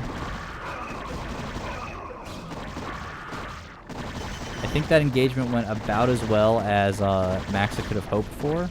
I think the storms could have come out a bit sooner, but as is, it looks like these Hydras are getting on top of the production here, and we will need another storm.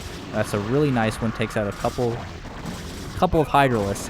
However, this is a lot of reinforcements coming in, and I don't know if the Protoss production will be capable of defending it, especially as they're getting 7 Dragoons, while HatcheryCake is reinforcing mostly with Zerglings.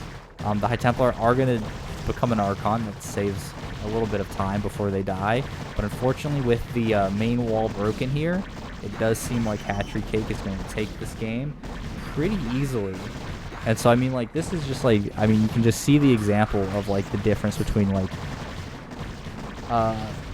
Group 3, which is roughly that lower end of that lower to mid end of Tier 3 play, and then, Group 35, which is where we're getting up into that high Tier 2, low to mid Tier 1 play, where both players are just playing super cleanly, and you don't make the most perfect engagement up here, and your opponent can pounce on that opportunity. So really great game from both of our players. Really well played.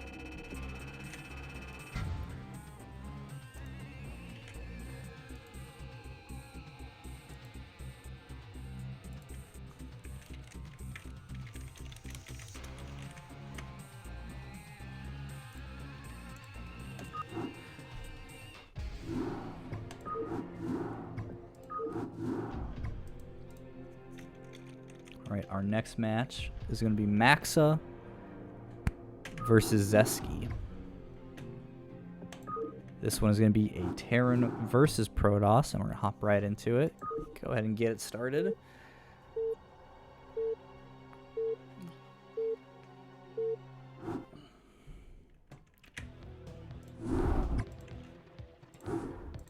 All right, in the top right corner, we have Zesky playing the purple Terran. Once again, something about this top right corner.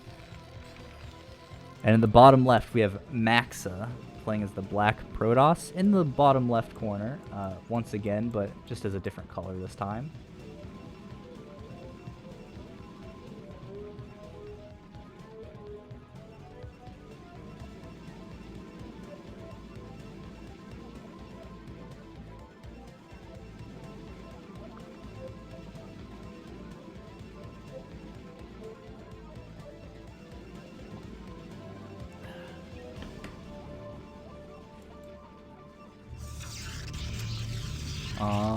Yeah, no scout off the pylon. So if, hey, Protoss players, if you scout, so for any of the lower level Protoss players, if you send your probe to scout after you build your pylon, you arrive about in time to do a gas steal. And on Eclipse, doing a gas steal is 100% free. I am of the opinion that you should just always gas steal on Eclipse, if only for the fact that you are guaranteeing that like your opponent has to do like some type of gasless build, whether it's put on pressure, like attack you and do a timing attack, or do just like a gasless expand. Like doing a gas steal just narrows the opponent's like range of play so dramatically. But the players here that we are watching, maaaaxaxa, is much better than I am, so you know. If they aren't doing a gas steal, they aren't doing a gas steal is what I'm trying to say, basically. My personal opinion is that you should always do it, but I'm low tier 2 on a good day, so yeah, don't take my word for anything. Although I did just get into C rank, and that's pretty cool. Pretty proud of that one.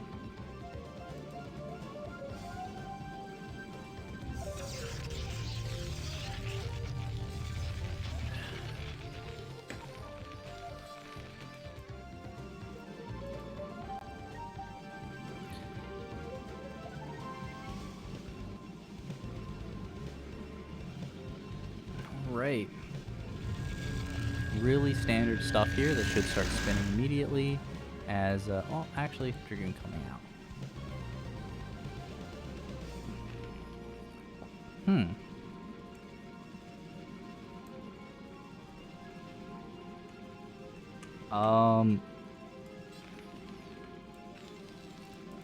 There we go.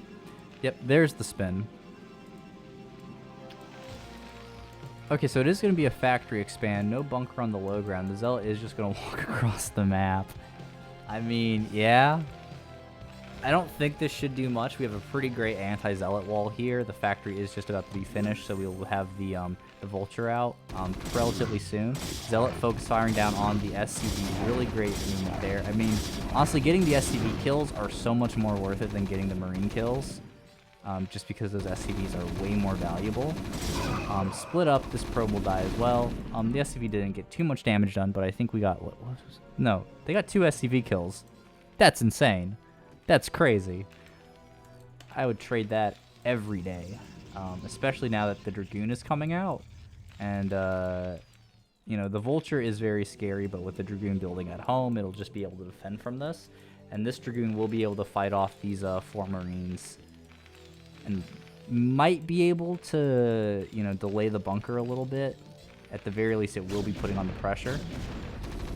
Oh, if he just focused down the SCV, I bet he could have gotten that bunker, like, canceled. Not canceled, but delayed really badly. Yeah, Dragoon on the ramp is really smart because, you know that they have the factory and the Vultures coming out. Nexus warping in. Should be finishing about the same time the command center finishes up. Also, fun tip for all you Protoss players in the chat. When the Nexus hits 650 health, you can start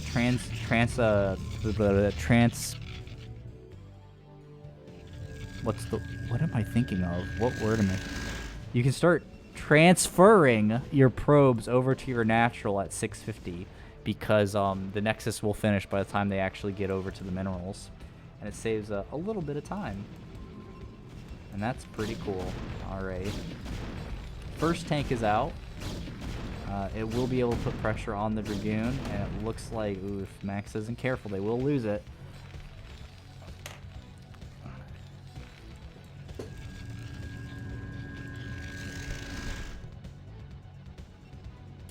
And, yeah.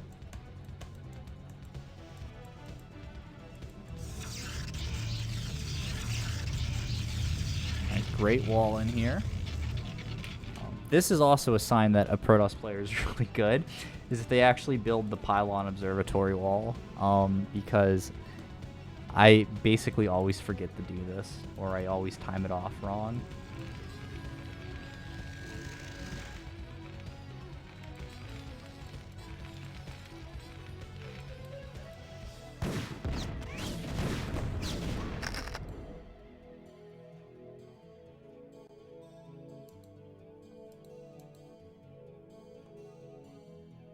But first observer on the way out, it should be able to help clear this third base pretty easily. Pretty scary Terran army starting off here. I do also think that this egg needs to die for the Dragoons to get out. I think this is just slightly too tight for them.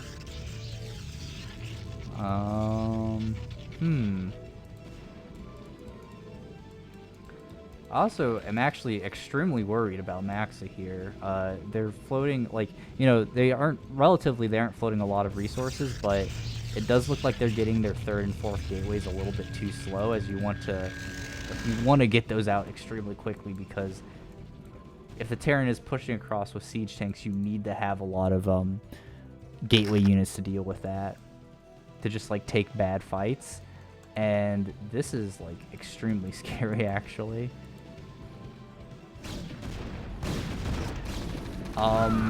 Yeah, it doesn't look like the tanks have siege mode quite yet. Nope, they do. Never mind. Yeah, this is actually just terrible. This is almost game ending. Getting a shuttle, yeah, you need to get some zealots to be able to put in the shuttle. That is so bad, the Dragoon just dying there. Vulture's squeezing in, yeah, I mean, I can't even blame for the GG there. That is just an insanely hard, like, yeah, that completely understandable. I think in theory that would be defendable, but the issue is that it probably, in practice, it just probably isn't. And you'd be wasting a lot of time. Like, okay, I'm trying to think, like, I guess you'd have to build zealots. You'd have to have a shuttle to be able to drop the zealots on the tanks, but then you'd have to rely... Well, actually, and you might get a easy mine drag. You know what? Again, if you're a low level, if you're watching this, don't GG. Just play the game out until you're, like, 100% dead, which maaaaxaxa was really close to being, so, you know, whatever. Whatever. Next game is going to be HatcheryCake versus Zesky in a ZVT, as Zesky is saying, you know what? I beat one of the aliens. I'm going to go beat the second one now. Or they'll lose, you know? And this time in the top right, we have HatcheryCake playing the purple Zerg. What is with the top right and getting the color purple? Is there just... I feel like there is now an association here. Yeah, and then, so they get top right again. But this time Zesky, having cleared the Protoss out of bottom left, is going to take that base for their own and fight the Zerg from there. Playing the teal Terran, of course, as it is the best color for every race.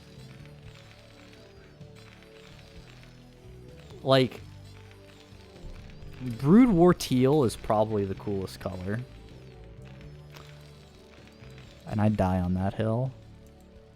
Like, StarCraft 2 teal looks garbage.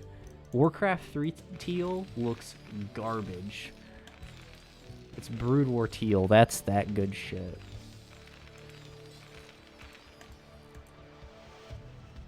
Alright, low ground barracks. So we're going to be probably setting up for a fast expand here, as we'll have probably like the barracks and some supply depots set up. Yeah, Overlord. Sort of 12 hatch or 12 pool type thing, probably.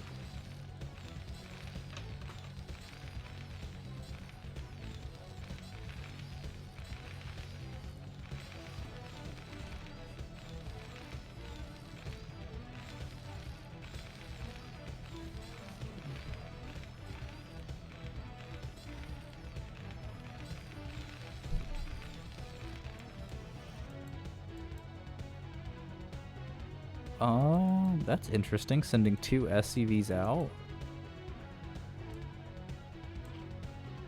And it is going to be a 12 hatch, 11 pool.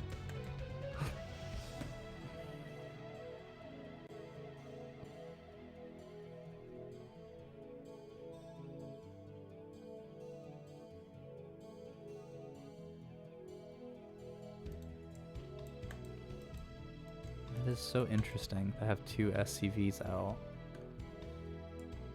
Oh, okay. No, never mind. We have 4 SCVs out, and we have a whole... Oh my gosh, and the spawning pool, this was a 12 hatch. So the spawning pool is even more delayed. And we have 4 SCVs to all, like, micro and build the... Yeah. So the interesting thing is the drones actually, I think they need to focus down the Marines. Because when you have this many SCVs, like, the bunker is just... It is just going to be built, right? So you really just have to prevent the Marines from getting to it. And it looks like the Marine is absolutely going to get in there. This is huge, actually. I am not sure. So it looks like we are going to have a sunken colony built right in front of the bunker. But at the same time, and, you know, the bunker, you can't control what it shoots. So it's shooting the hatchery is fine. 2 SCVs, however, are going to absolutely tear through that sunken colony, as the Marine will prioritize. Zerglings are going to try to get on top of the barracks, but 3 SCVs repairing is definitely a lot. Oh, Jesus. All right, the sunken will finish, though, and it is going to actually completely end this. And honestly, I don't think HatcheryCake has even lost that much. They come out of this, like, +1 worker and plenty of Zerglings, enough to go across the map and threaten their opponent. Wow. Insane play by HatcheryCake there. Staying cool, calm, and collected under pressure, and dealing with that pressure exceedingly well. I'm not sure, like, when you have this wall, you won't be, like, you probably aren't going to be busted anytime soon. Oh, this Overlord is going to die. No! What? Oh my god, Marine, just run right there. You'll be able to shoot it. That's... Oh. What the hell?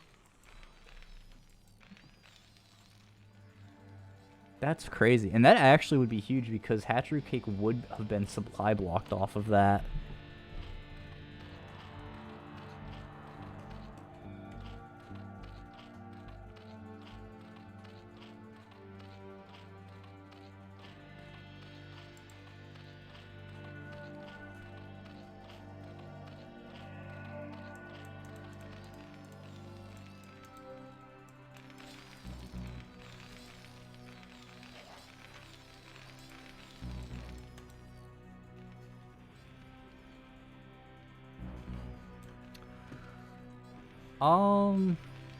I mean, yeah, I think HatcheryCake is still just in the lead. I mean, they have the supply lead. They are supply blocked now, but they're getting their lair. They'll probably be getting Mutalisks.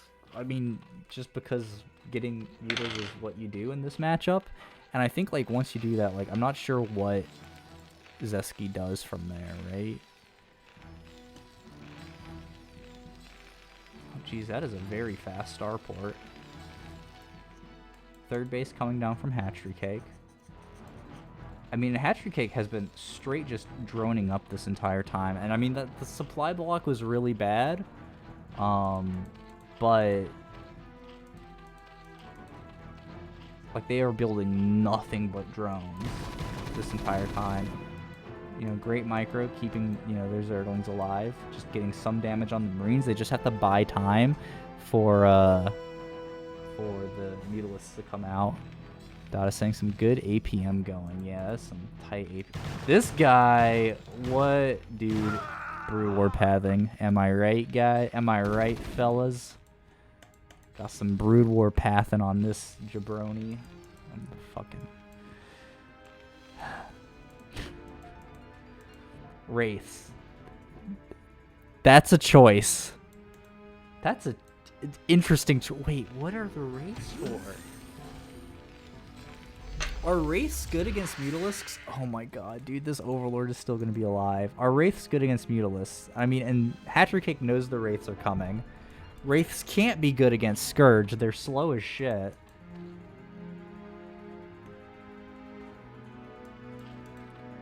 What does the Wraith do? Like, the Spire finishes. We 10 Mutalisks immediately. Which he wouldn't have been able to do if this Overlord was dead. Actually, if the Wraith had killed that Overlord, it would have died before he had the moment to build Mutalisks. That would have been an entirely different game. Alright, so Overlords are going to die. Wraith is going to aggro onto a drone. Mutalisks are going to finish up and kill it. But I think he'll be able to get the Overlord before then. No. Yeah, the Wraith is going to run. Yo, the moving shots, though. HatcheryCake with the sick-ass ape. What is... Are we full-on pull the boys? What? Is this gonna work?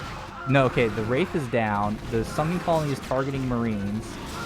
And so once all the Marines dry up, the Mutalisks are going to freely be able to kill everything. That Sunken Colony lived for a surprisingly long time for having 12 SCVs aggroed on it.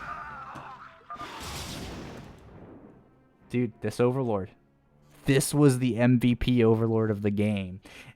If it had been killed by that Marine earlier, HatcheryCake would have been severely supply blocked economically wise. If the Wraith had aggroed onto it and killed it, HatcheryCake would have entirely missed the original Mutalisk timing. And like all of these would have been delayed by like however long it takes to build an Overlord. And that's like assuming the Wraith didn't get across the map and kill an Overlord again. So, you know, that was a cool game. I like that one. A lot of fun little cascading effects. All right, our next match is actually going to be our final match of Group 35. So this one has gone by very quickly, and it's going to be Zootie versus HatcheryCake in the greatest StarCraft Brood War matchup. The greatest games, the best games. It's going to be a Zerg versus Zerg.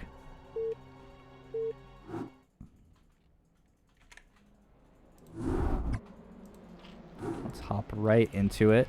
In the top right, we have Zootie. This time, the top right is helmed by a gray Zerg instead of purple. And the bottom right, we have HatcheryCake. Stay in. Unlucky purple. The old gray Zerg. Yeah.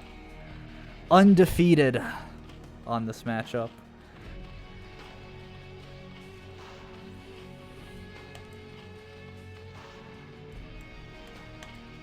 We have some mirrored build orders here for a while. I think, you know, most of the matchups are basically the exact same for the first minute of the game.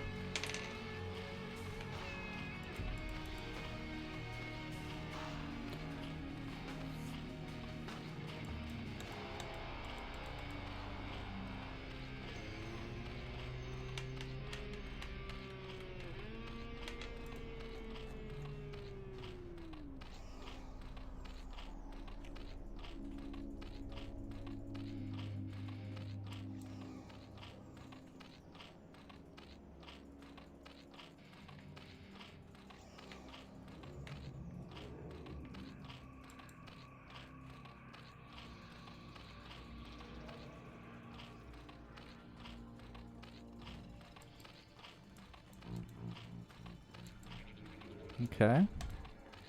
Looks like Zootie going for a bit more of a greedy opener, getting a couple extra Zerglings before their spawning pool.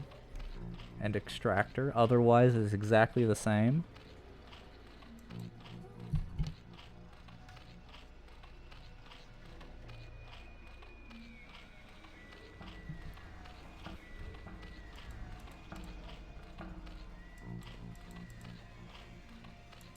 Yep, HatcheryCake.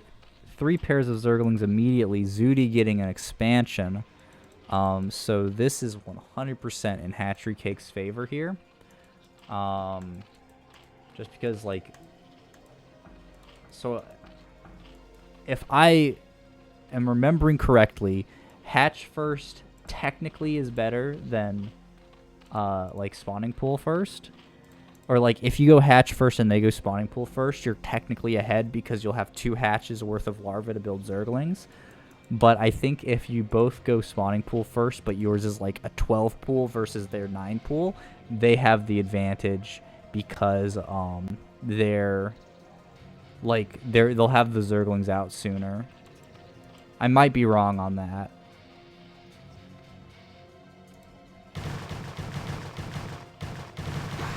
Ooh, 2 Zerglings caught by bad pathing. That's actually huge. Essentially a free 50 minerals for Zootie there.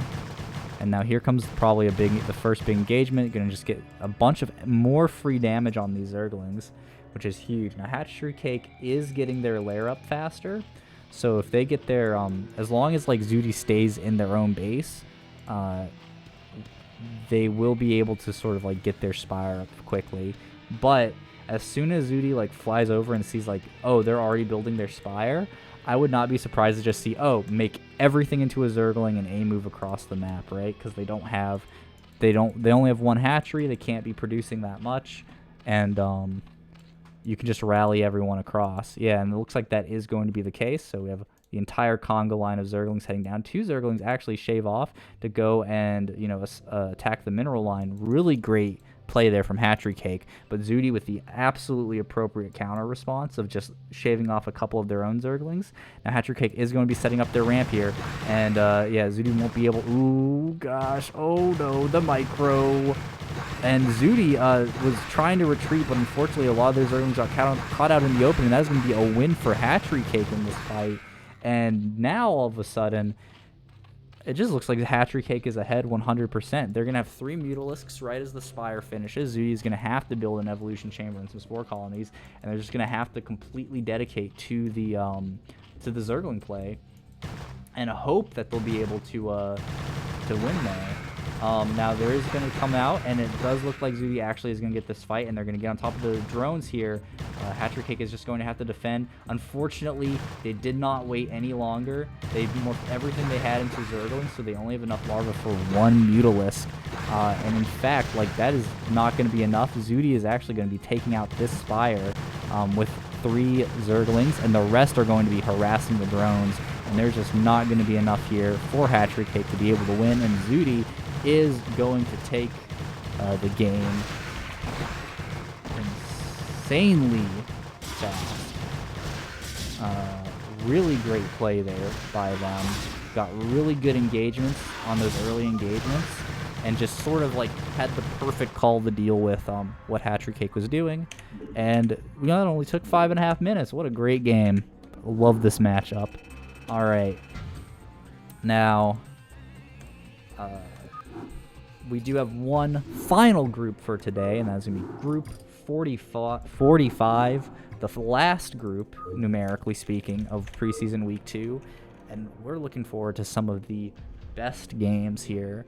You know, generally in the preseason, like the lower the group number, they're like internally ranked lower on the ladder. The higher the group number, the higher they're internally ranked on the ladder. So we're going to have 3 games played from some of the best players in CPL after a short break, because we've been going for about 2 hours now, and I would like to take a very quick break just to, you know, refill some coffee, get some water to balance it out, and yeah, so we'll be right back in just a few moments.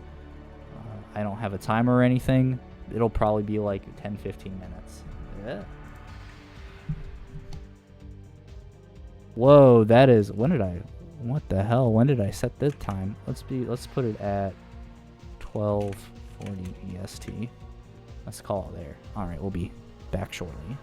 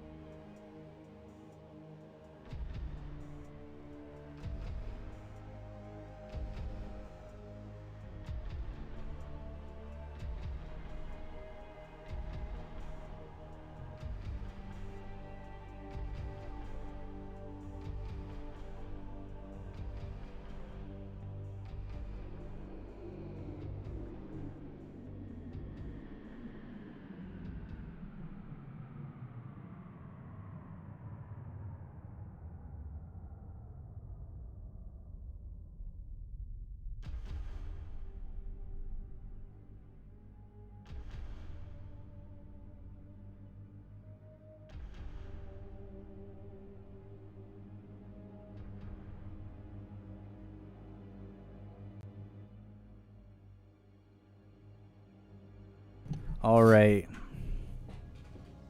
We're back. Shit, where were we?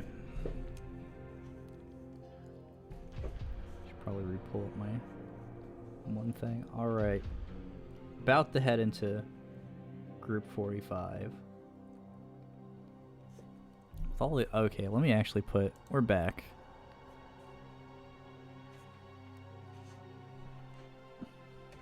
I have some leftover Chinese takeout. And we're going to start Group 45 with our first match, DoodleDoodle versus doLife in a Terran versus Protoss. Anybody can guess the map, they'll get some bonus points from me, I guess. It's going to be starting here in 5 seconds when the countdown goes.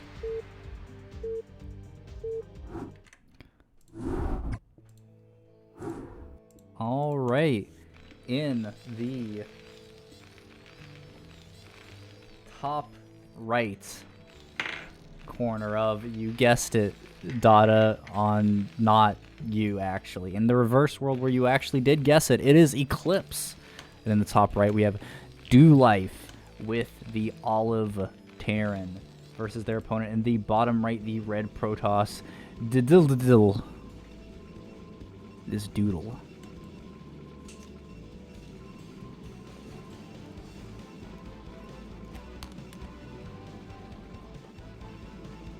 And in the caster sheet, I have some lo mein. It's been reheated.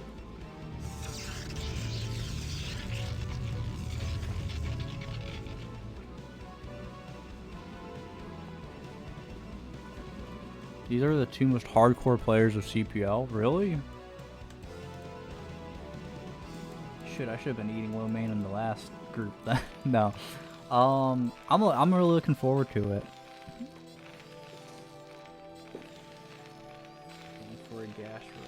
Dude, oh my god, every time somebody doesn't do it, I point it out, and then the one time someone does it, and they're in Group 45, and it validates everything that I've said, they actually do it, and I miss that completely, because I'm so obsessed with my fucking lo mein. Dude, hell yeah, let's go. No gas for the Terran.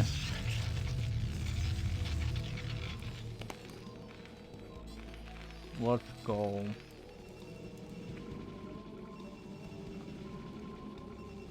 No gateway out either. So either this is really delayed or we're getting like a 14 next.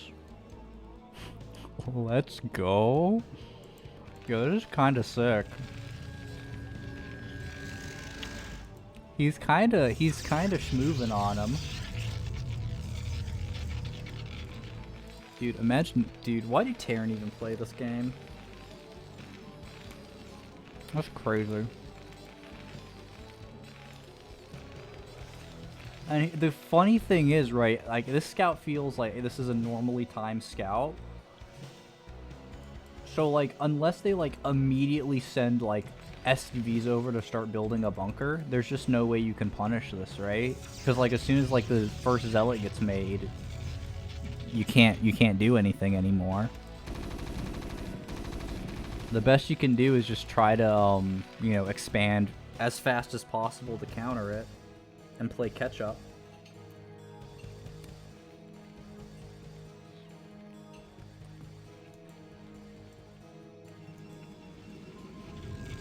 Forge actually coming down, so no gas from the Protoss either at this point. So I wonder if they're going to be getting a cannon on the low ground. There's the SCV, so we should be seeing, you know, a bunker start maybe. CC is about to start in the Terran Natural. And there's the photon cannon. Now the thing is, photon cannons are really trash. SCVs and Marines will kill them really fast, but this will be a really great distraction for the Zealot to actually get out. Now that is going to get canceled, and that was a cancel, not a kill, so very good play there from Doodle. But yeah, the first Zealot comes out, and then this whole thing just doesn't work anymore. That SCV is too low, and then the Zealot just focuses them down if any of them try to actually build the bunker.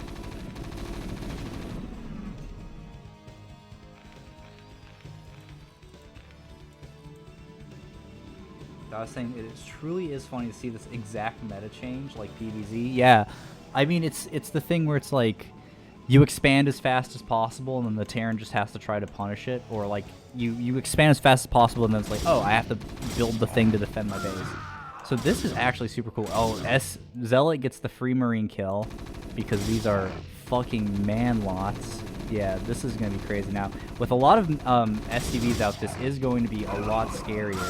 But, you know, they should have enough room to build a cannon here fairly soon. And these are a lot of wounded Marines. Yeah, lack a bit of micro. The Zealot cleans them up and just returns home 3 kills on this Zealot. Crazy good micro. Now, once he gets his backup, he's going to come up. That SCV is going to die, or at the very least be unable to actually build anything. And we're going to see the bunker, and from here, it should probably develop into a normal looking TVP. Almost a TVZ.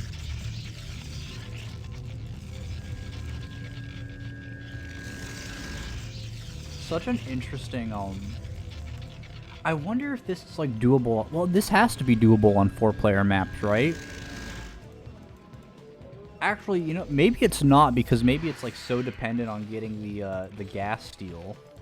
Because, like, if the Terran can build, things with gas faster, then, like, the whole plan falls apart, right? Maybe not.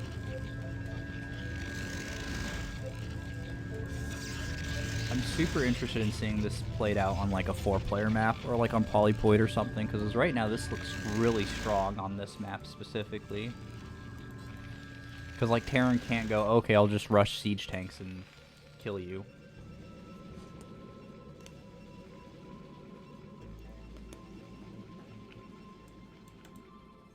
But first Dragoon coming out, it should apply some. Actually, I don't think we've seen Singularity Charge yet. So yeah, there it just is now starting, and so I think like the siege tanks will be out before the Dragoons actually will be applying pressure on the bunker.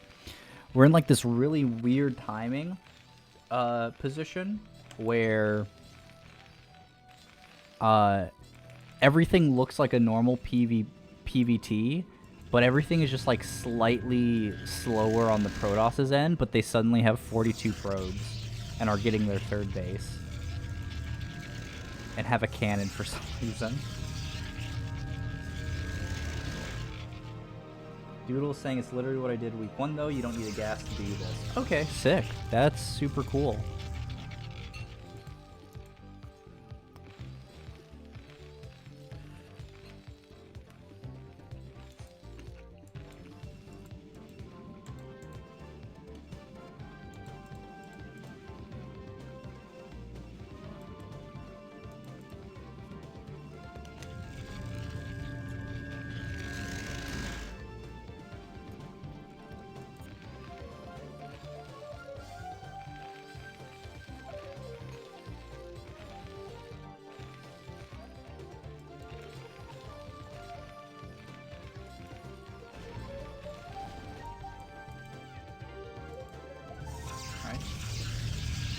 SCV basically gets the scout on the 3rd base. Setting up for, no, these aren't setting up. These are scouter pylons. Just look for drops. Always really cool. That's, I mean, again, just... Okay, here's a big... This shouldn't work, right? Yeah, there's no way this works with the correct targeting. I think siege mode is... Yeah, no way. That's so much... So many gateway units. Yeah, the Zealots alone, like, really invalidate a lot of this. Observer is out, the scout for mine, so the Dragoons can start picking at things. They do have range, so they can also kind of harass the Marines a lot, which are basically useless in this kind of push. Vulture's coming out, yeah, just... Okay. Okay, Port Bay out. So we do have Reavers. Going up to 5 factories for Terran, so we should be seeing a similar explosion of gateways here for the Protoss.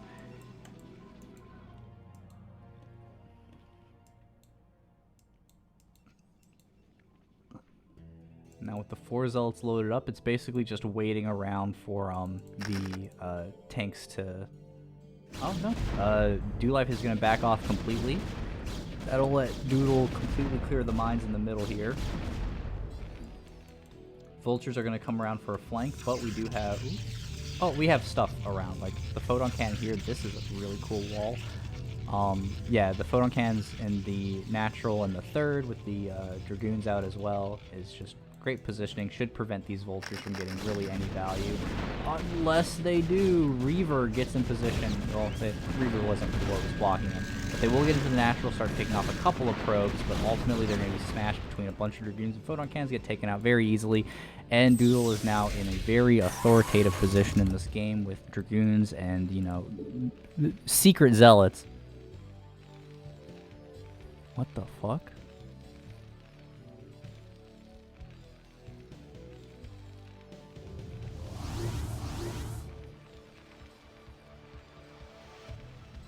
What is that? What? Why is the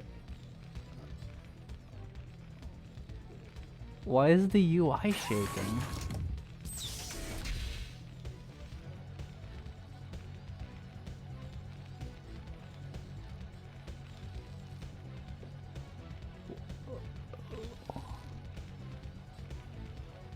Try tabbing in and out. Okay, it's done now. It looks like it's fixed. That's so weird. What the fuck? It's so strange. Anyways.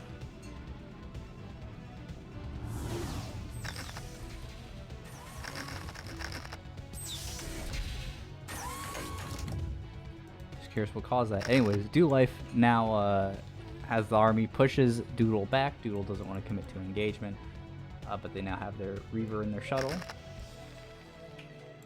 Vultures once again just fanning out across the map to lay spider mines. SCV coming up with the army to lay missile turrets down, just to provide that passive AA and detection. Storm, and I believe that is plus... Okay, it's +2/+1 for the Protoss coming up. Terran working on... they should be working on 2/1 here as well. Yep. The spoder mines are extremely powerful.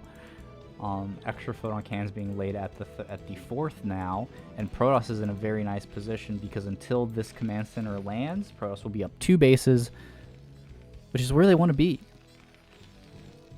That pretty much is going to help them solidify a lead in this game, is being 2 bases up.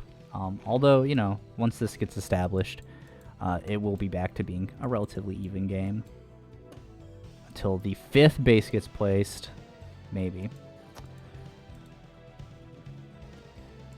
You know, vultures are going to swing around. They'll probably get some drone...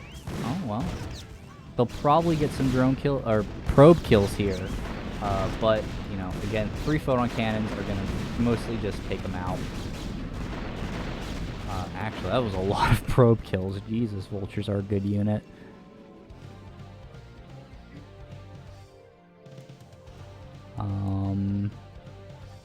Yeah. Protoss, meanwhile, getting their Templar out. Should be, I guess, getting up in... I think we'll be seeing them get in the shuttle, as generally... so you can do, like, the drop storm stuff.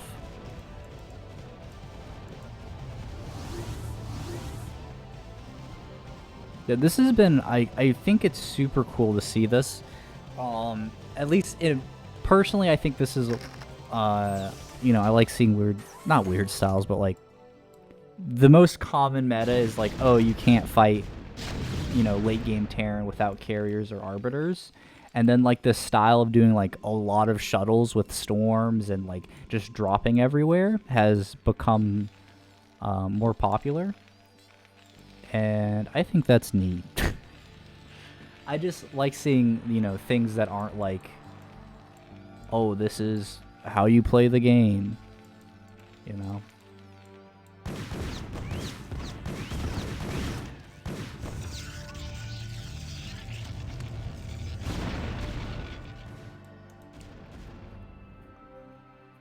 Alright, 2 next side going down in top left, bottom right. doLife is going to have to do a lot to prevent, like, I would almost say they have to prevent both of these bases to keep themselves from falling behind. Because if even like one of those bases gets up, then they're going to be like, again, like 2 bases behind their opponent. If both of these bases go up and go unpunished, then it just becomes a whole mess. Looks like there was a drop here in the natural. That Reaver is empty. Oh shit. High Templar with 6 kills and a Reaver with an undetermined amount of kills, because I forgot to read before it died. But I mean, it looks like most of doLife's SCVs they're hiding right up here in this corner. Shuttle with 1 High Templar ready to give vision. Oh my god, just could you imagine like the storm right there? Yeah, that's huge. doLife knocked down to 43 SCVs. Really only able to mine off of 2 bases now. Deep dive of the vultures down the middle. Just trying to stay out on the map, trying to stay in control, but Doodle is basically maxed out now and floating a bunch of resources and building that bank up. Whereas doLife is still having to spend all their resources building up their units. It looks like that High Templar was dropped somewhere. Nope, actually that's a different one. There's that High Templar being dropped there, and that is going to be, I believe, 5 SCVs get taken out there. I probably should have checked and counted. Or used the SCV counter. Here comes the big drop in the main. We have 2 High Templar with Storm. Nice Storm. Double up on the Storm so that they overlap enough to kill the tanks. And unfortunately, though, we do have quite a big, wall up here, kind of preventing. Yeah, that was a really unfortunate attack in, as the 2 tanks up here were basically getting a bunch of free damage as these high ground vultures body blocked. Shaving the tanks off was really important, though, so props there.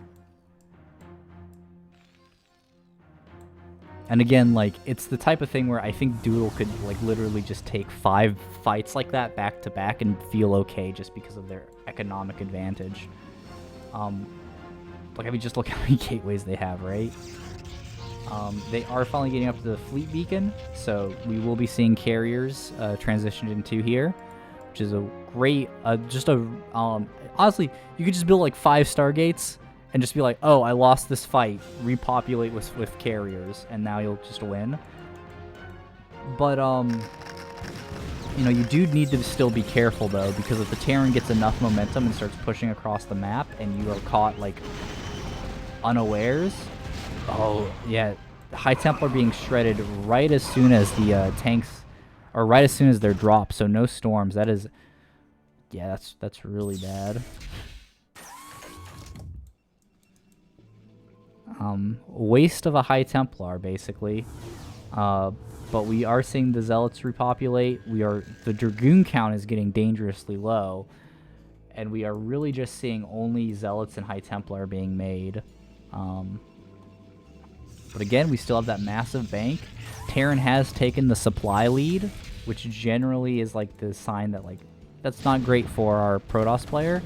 But I think our Protoss player is also in the mindset of they just need to, kind of, really nice storms, weakening up all these tanks, taking out a nice little group of them. I think Doodle is just trying to trade out their units so that they can replenish their supply with carriers. However, we are not seeing any carriers being built quite yet. But this is kind of like the moment I was like talking about, where if the Terran can get like momentum, where you're caught and they can just start pushing across the map, there's going to be a lot of issues for the Protoss player as they're waiting for those carriers to actually finish. We are seeing plasma shields being researched, and Terran is pushing out to maybe kill this base and establish their own 4th. But here comes another attack in with, yeah, Goliaths have been mixed into the army. Should be seeing Storms on the tanks. Very nice, dude. Storm is such a powerful unit, killing their own Observer, unfortunately, but just getting a lot of damage done. But unfortunately, like, the Protoss supply has dwindled so much that, yeah, we're in that point where, like, yeah, this base is probably going to die for free. These units with the bad pathing are actually going to be what alert doLife to this base in the top left. And now that it's been discovered, it basically is going to be a free kill along with this base as well. Still no carriers in production, and the mineral bank has completely dried up, meaning that Doodle won't actually be able to spend their, you know, 6 Stargates? 7 Stargates building carriers. Because again, they just lost so much tempo with losing their army repeatedly there, and the Terran being able to come out across the map and kill these bases. Now we do still have, you know, 3-ish, 2.5-ish. This base is soon to die. So we still have like 2.5-ish mining bases, but yeah, this base is going to fall as well. And once the carriers actually do come out and are fully like up prepared, they will be pretty scary. The issue is, right, like, what happens from here? doLife has a 3K bank, so they can remake units indefinitely. The main core army of Doodle has been taken out repeatedly, so not only are they going to have to rebuild, like, they're building the carriers, but like that, you know, solid core of gateway units has basically died. Like, you have a control group of Dragoons there.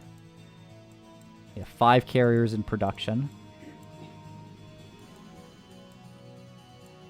And really, it just takes maybe like 2 rounds of Goliaths from the factories, like remaxing on Goliaths, and doLife is in a very nice position here. There are scans going down. I'm just not sure where exactly those are happening. It looks like, okay, it looks like it's to help clear these Dark Templar, which are not going to be cleared. Gosh, Protoss is such an annoying race. Murph asking what the upgrades are. Well, we are at 3-2-1 for the Protoss and 3-1 for the Terran. So with they don't have that second armor upgrade, which is, you know, unfortunate. But Doodle going so hard on High Templar kind of is, you know, it makes the armor upgrades kind of null, because the most of the damage coming through is going to be from Storm. And really, it's that 3 attack that is going to be what's important here. Doodle going down to double digits in minerals. Still producing a lot of carriers. They're going up to 167 supply. I mean, doLife has not been remaxing. I think they've been getting... I think they may have gone a little too complacent with killing these 2 bases. And Doodle actually getting these bottom right ones built up. So Doodle might be clawing their way back into this game after, like, I was almost certain that they wouldn't be able to do so. And now they still have 2K minerals to work with. And they still have this base, which is very easy to take for them to work with. But they just really need those Goliaths out to be able to deal with the carriers. And if you can kind of bait the carriers out into this open middle section here, there's not that much not that much terrain for them to dance over, for the Goliaths to, like, you know, miss them by. All right, first couple rounds of Goliaths are coming out. The carriers are basically melting this third base here. Vultures are getting into this base down here, so it should be taken out fairly simply.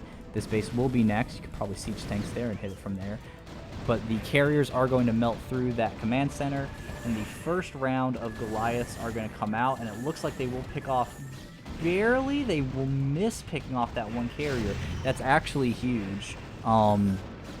Considering how much DPS a carrier represents, if you can keep a carrier to just stay wounded and not dead, that is such a huge bonus.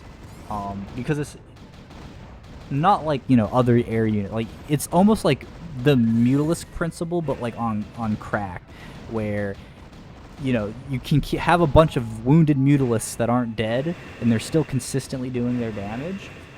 With carriers, that's like, that's a lot of damage. Yeah, they do 6. So at base, they're doing basically 48 damage per volley instead of 9 per. Yeah, this is crazy. DoLife is building up their Goliath count, because once you get like a nice critical mass of Goliath, you will be able to kind of fight carriers. And I mean, yeah, we see this base down here in the bottom is also going to be cleared. However, we do have some Dark Templar produced out, so that should be able to help defend this base for a little bit. Oh, there goes the stand. Is it actually? Yeah, so it does see the DT, but it's going to have to die. Oh my god. Yeah, he's going to have to waste a second scan killing the DT. But this base is cleared of probes. But that is a lot of our 12 Storm Boys hiding out in the 4th base. They're doing their best. They're trying to learn to be probes, but unfortunately, they will never succeed at that. It takes very specialized machinery. DoLife now is long distance mining from their 3rd. We have a whole pack of carriers roaming the center. Yeah, they probably need to try and worry about focusing down the Nexus, because as soon as the carriers actually get down there, they won't be able to kill it. Looks like it will get taken out, though, which is huge. As long as you can prevent the long-distance mining. And it's actually very funny, because Doodle's use of Dark Templar basically ensured that DoLife can't just lift off their main command center and bring it back over to the 3rd or 4th, because they need to have, like, these scans at the ready. I guess theoretically not. They do have science vessels out now, so in big army confrontations, they will be able to rely on the science vessels, but I mean, yeah, like, look at all these Goliaths. Yeah, no, this is big. They just have to be really careful now about engaging these carriers, and you know, every Goliath counts now that they're long distance mining, and Doodle actually has reestablished their bases. Oh gosh, that spider mine. That's crazy. Big attack into the natural here. There's not really that much mining going on, so it is not going to be doing too much. The Goliaths do get some good damage. Like, you can see the interceptors are falling. We're going to have to see some more production here on the carriers to rebuild them.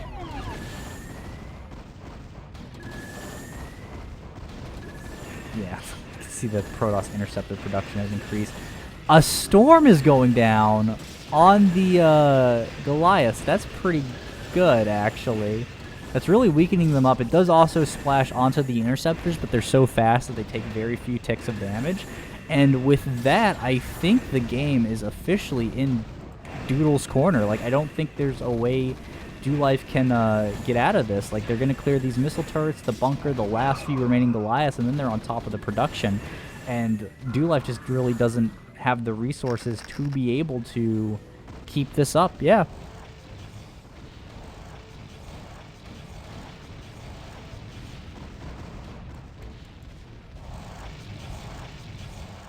They're saying they think the replay is broken. It's possible the replay is broken, but I mean, actually, it's very likely the replay is broken. No, storm on a tank.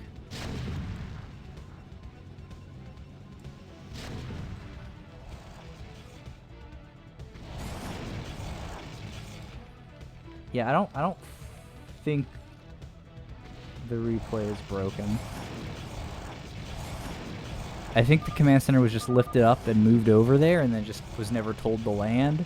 And yeah, because I mean, they're still getting production, plenty of other things. Interceptors were being built, and like there were like precise things being done. So really well played by both players. Was a really cool game to watch.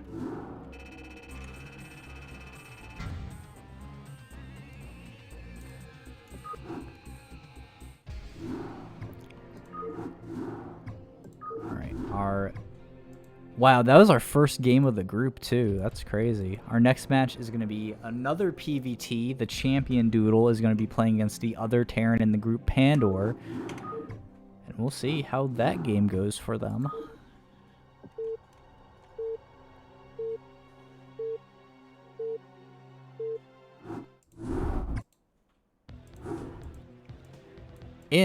Well, yeah, swap places. In the top right this time we have Doodle playing as the blue Protoss.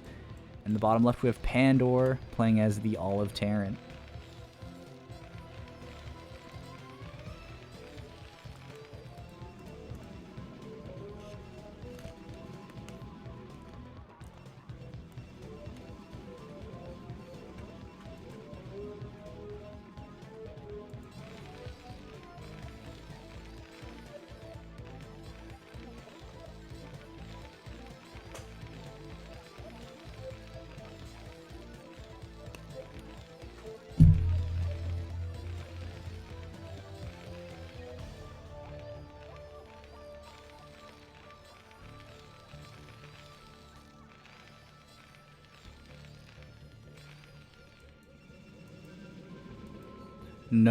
Looks like no gas steal for Doodle this time.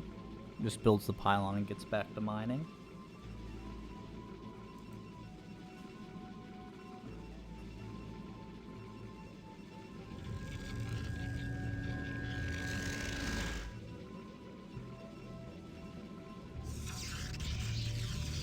Gateway. Yep. Really standard stuff here for our players.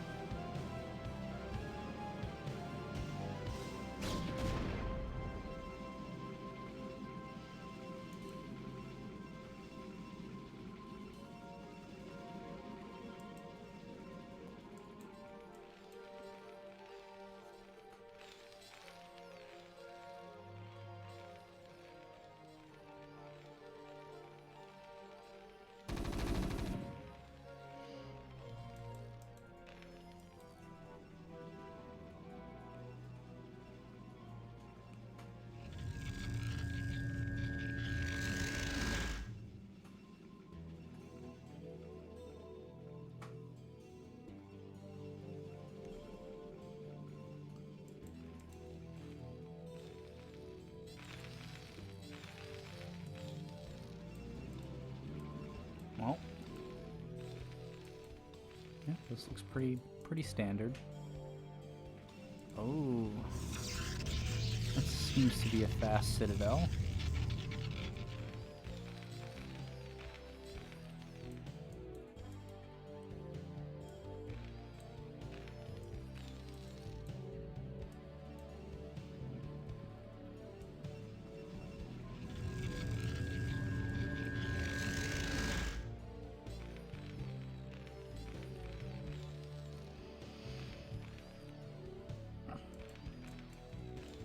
Okay, here comes the big push for the Terran.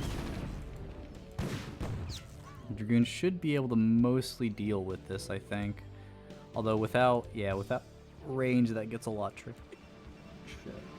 That gets a lot trickier. So shield battery going up in the natural, probably a great idea.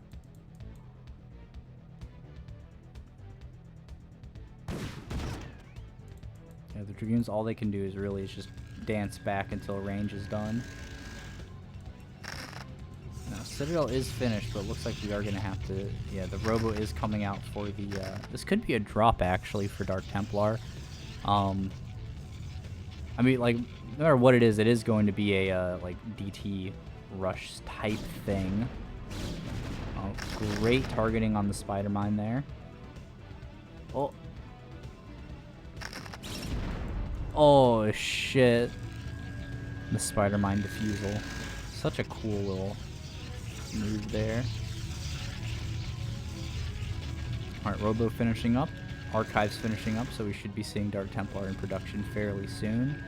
Now the question is this just to get observers for the Dragoons, or... Yeah, no, it's to get the shuttle. It's to get the shuttle for the Dark Templar.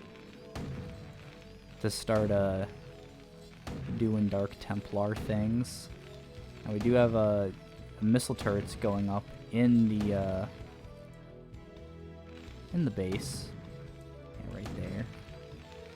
And that should, for the most part, deflect the DT. Or DTs, if we see more than one being made. Looks like 3 are going down. And a Stargate right after. No observers yet. Interesting.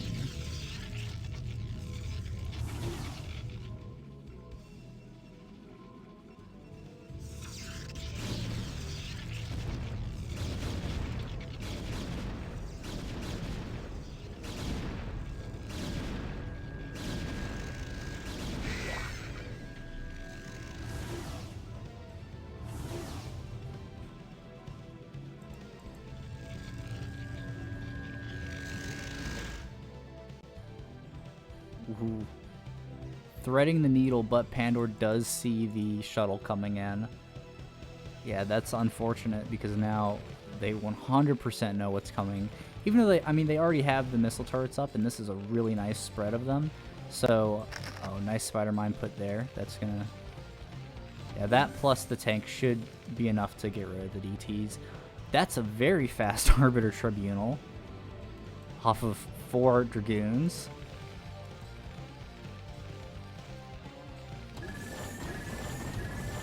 Diving the DTs straight on top of the tanks.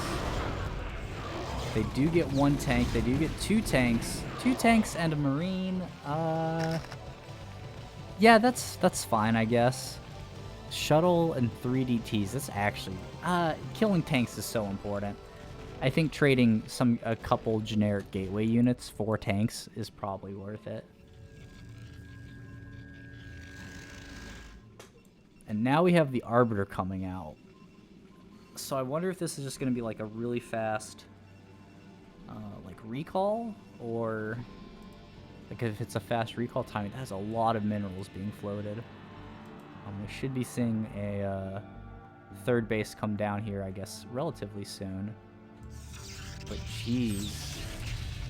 Yeah, it feels like the gateway explosion is a little late this game. As the mineral gas balance is heavily tilted in the gas favor. Recall being researched. Generally, I think that's something that you can criticize as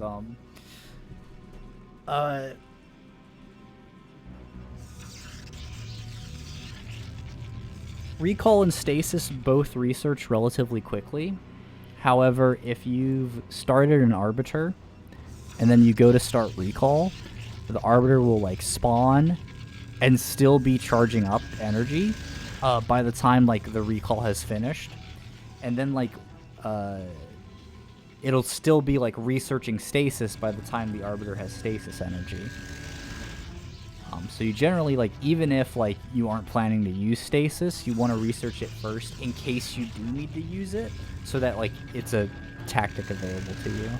But again, these players are much better than me, so maybe there's something like with the timing of the Arbiter coming out that better aligns with the recall research. I don't know.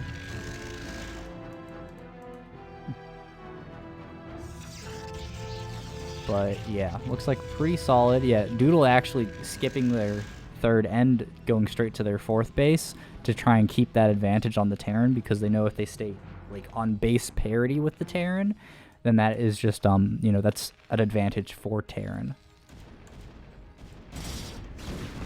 Oh, very nice drop in the main, but the probes all rally into the assimilator so they don't lose too many. Although the Doodle is now 10 probes behind. Looks like a couple are going to get into the main as well. And the dropship is barely going to make it out. We might... Oh, there's no Dragoon out here to catch it either. Yeah, Spire Mine gets laid next to the gateway. Super annoying. But relatively unscathed from all that.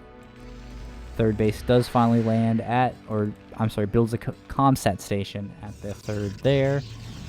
Yeah.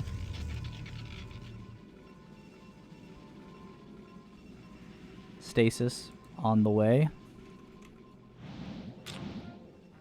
Could have had enough to stasis. Arbiter, yeah, is going to just basically be going out and looking for a recall now, right? Like it's coming out this way. It's going to turn around here and then recall in the natural. Or cut up, come down, recall in the third. Or actually, I guess the best route would be to come like through this little corridor here and then land, yeah, recall like right in here on top of the production.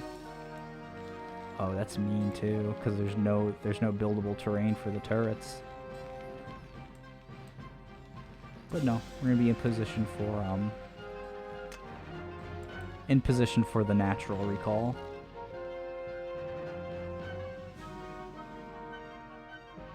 Oh, if that vulture moves to the left at all. Oh, that's really scary. That's so crazy. Dude, if that vulture, if it just had a little glitch in the pathing and just kind of went dipped this way. Oh my god. And so now Doodle basically gets in. They're going to just dive right on top. Are they going to dive into the main? Science Vessel is out. Where are we going? Where are we going? What are we doing? The Science Vessel with the EMP is coming, and there's the recall with the second Arbiter. Are we going to see a stasis on these units on the ramp? We do, so there will be no reinforcements for the Terran. Spider Mine, the missile turret is going to kill these Arbiters, which is very funny. And there are quite a few Protoss in here, however, not that many. I actually almost think maybe it would have been better to do a second recall instead of... Actually, no. He probably was going to do a second recall here, but didn't have the energy and had to resort to doing stasis on the ramp. That's so unfortunate. But 2 Arbiters in production off of the double Stargate. And remember, like, Doodle is still on 4 bases, so like they can rebuild fairly quickly. However, they really didn't do that much damage here. They just kind of distracted Panda for a little bit. So, interesting.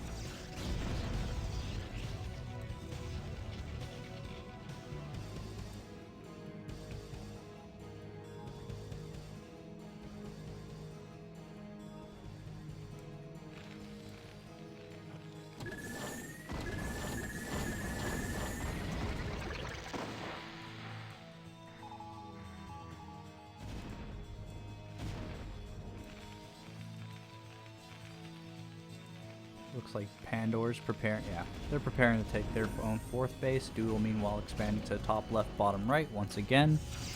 So looking very similar to the first game here against doLife.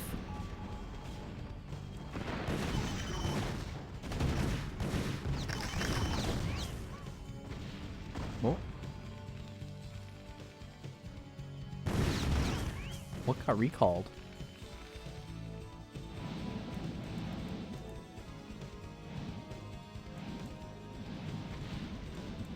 Oh, I must have missed something. There must have been an arbiter that got killed as it was recalling. That's crazy.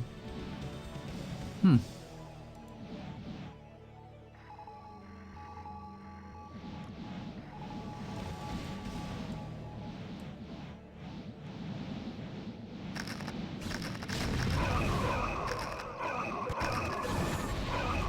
Oh, and then Big stays on a bunch of vultures, which is actually really good for the zealots to come in and try and get on top of the tanks.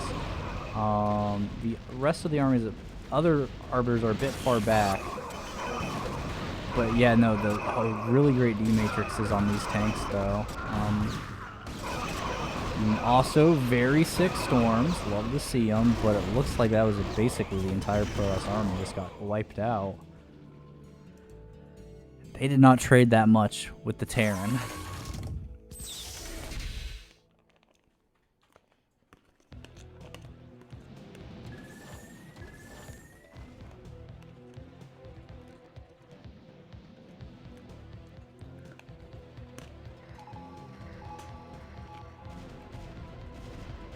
Whoa.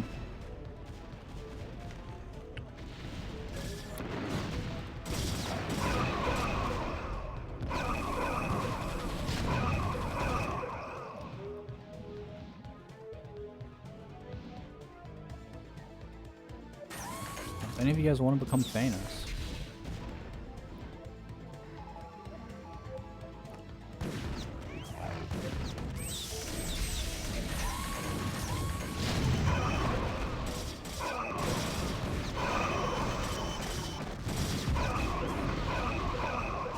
I guess my one thing broke. Yeah, no, this is really bad for Protoss. Damn, that person. GGs are called. Yeah, I think it really, like, that recall just did, that first recall just didn't do enough, and then that one engagement was really bad, unfortunately.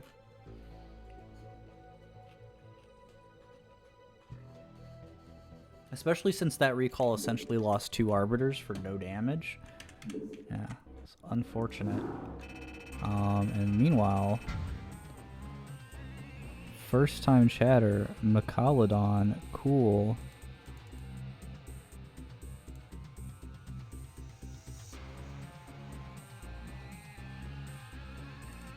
Ban. Get out of here. Thank you. All right. Now for our last game of the group and our last game of the day, of the cast. We're going to have Pandor versus doLife in a TVT. And my Brood War just minimized for some reason. Let's put that back. Oh, Jesus.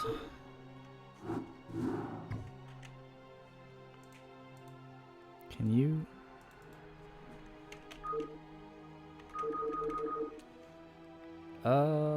yeah. I'm just gonna have to restart, I guess.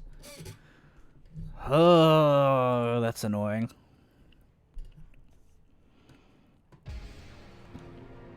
Luckily, we'll only take... Hopefully, it'll only take a couple of seconds.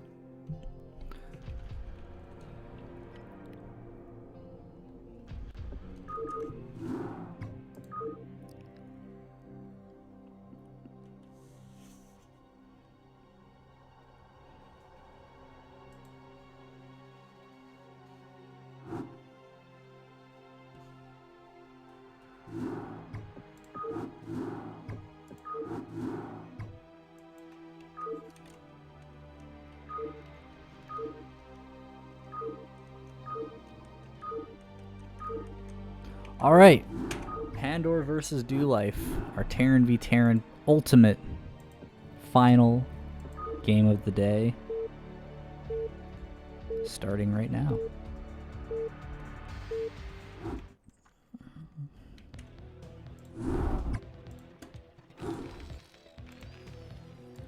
In the top right corner, we have DoLife. It's the Olive Terran versus their opponent, Pandor, has the dark blue Terran. And I forgot to reset my stream thing. Okay. Select window, Brood War. Thank you. Cool. All right. Fantastic. Bottom left we have Pandor as the dark blue. Top right we have DoLife as the olive. Or light green. One of those colors. I have no idea which.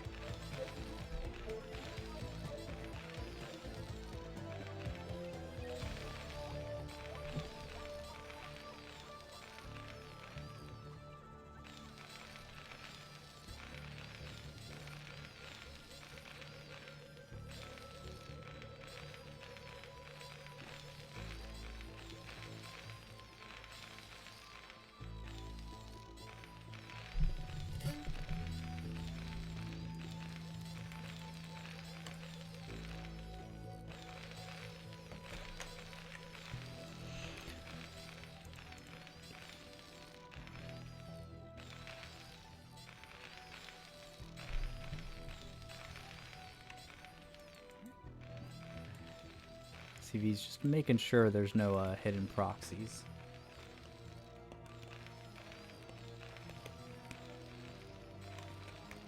I love the TVT thing of just building the barracks in a corner of the base.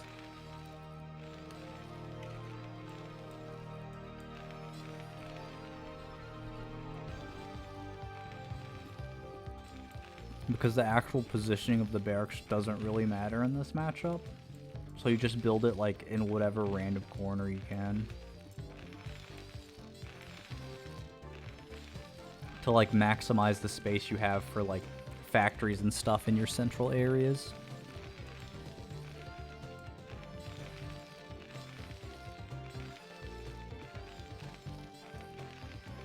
Alright, first scout coming out. No Marines from Pandor.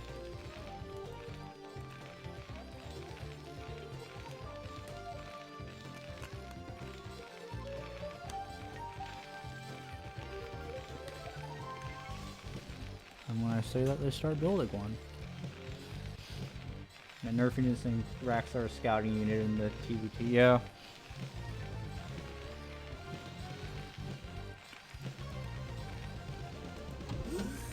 And there they go.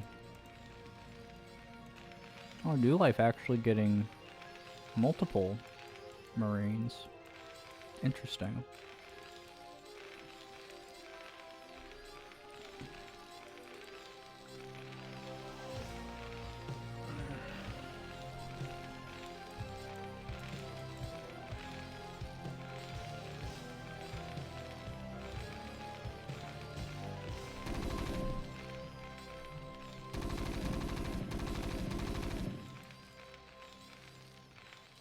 There goes... Oh, no. Pandor is actually going to get out. Alright, so that's going to be a much faster command center for Pandor, while DoLife is getting a second factory and preparing for the attack.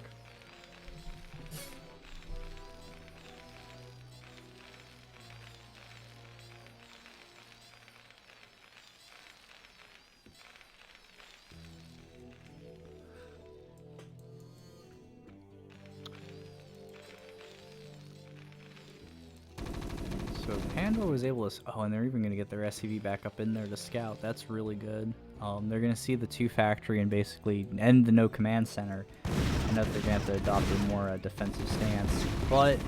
Ooh. I think just barely DoLife would have edged that fight out. So that's pretty good for them. No CC? Oh, Goliaths are coming out. That's interesting.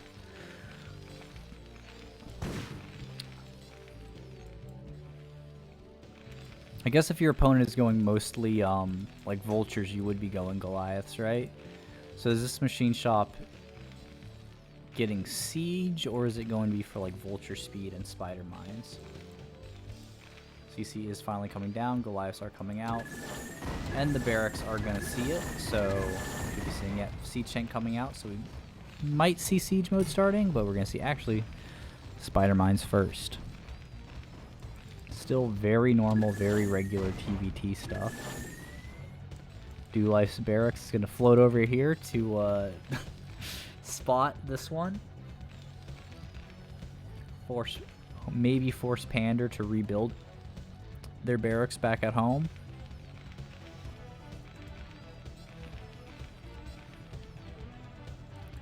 Here comes the big push.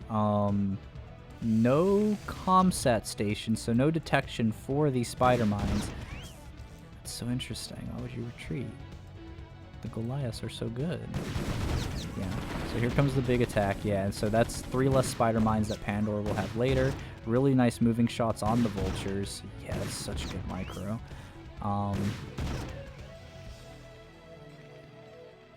Like, yeah, that vulture barely lives, and they are able to get the spider mines out, which is huge.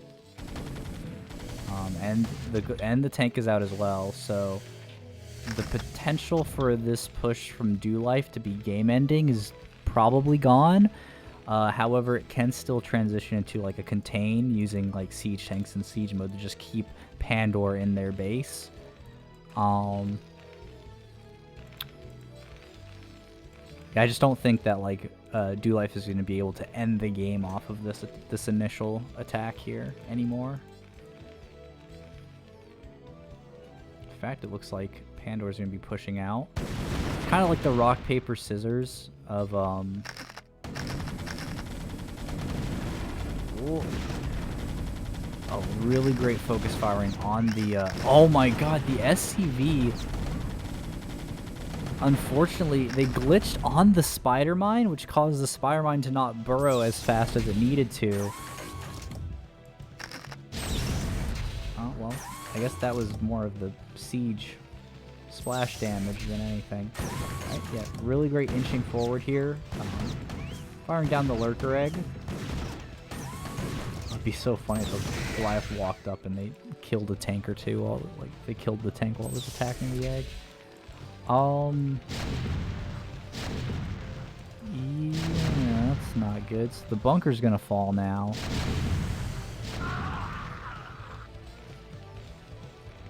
And unfortunately, we don't have a lot of spider mines out here to be able to keep the tanks. Like, if the tank pushes, like, I think it can maybe get right there without triggering the spider mine, but it's so hard to tell sometimes. Like, the spider mine radius is just pure RNG.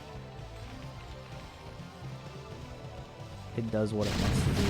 Alright, so SCV pull to tank shots. Really nice move there. That's super cool. Spider mines being laid on the tanks, so that will actually take them out.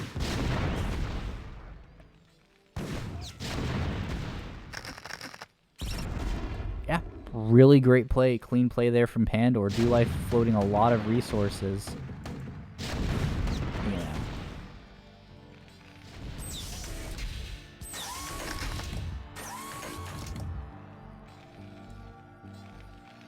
And doLife floating a lot of resources, and Pandor just playing, like, calmly. Macroing just fine, taking okay trades where they can. And, yeah.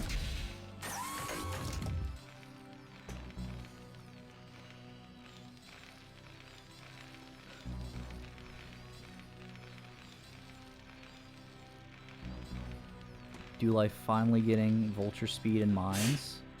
Pandor getting +1 in their engineering bay. Here comes the next attack in. Nice targeting down on the siege tanks. However, they are going to get taken out, and that's a pretty big explosion. But the important thing is that Pandor has broken the contain, and that's going to be a lot harder for doLife to reestablish it. They're going to have to, like, try and, you know, just prevent the attack lanes that Pandor has. But Pandor can now just, yeah, see, and they actually make the beeline right to the third. I think they're almost expecting the base to be here, and now they see, like, oh, they don't have a third yet. This is a pretty close game. pretty even game. Oh, barracks landed to interrupt the movement of the rally. It's very possible we're going to see these two tanks get collided onto and taken out from both sides. Starport being completed here for Pandor in just a few moments. We're on 6 factory for DoLife, only 4 for Pandor. So DoLife does have the better production capabilities, even though Pandor will have the higher tech advantage. It is just ultimately, like, it does just keep coming back down to execution for this. Vultures are going to get in here, deny this third base. So good move there. Takes that out, gets the cancel. Or does the cancel, not the kill.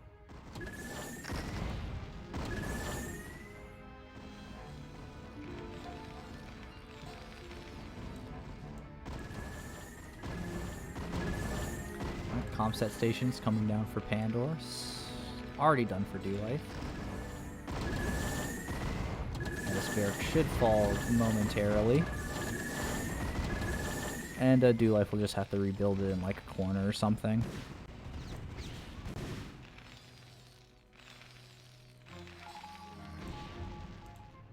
Someone's scanning. Got a standoff going on right there.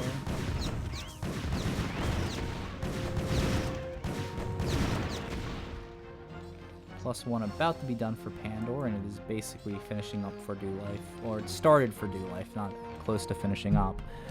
Pandor also going ahead and taking a 4th base to try and stay 1 base ahead. They do already have their 3rd command center nearly completed.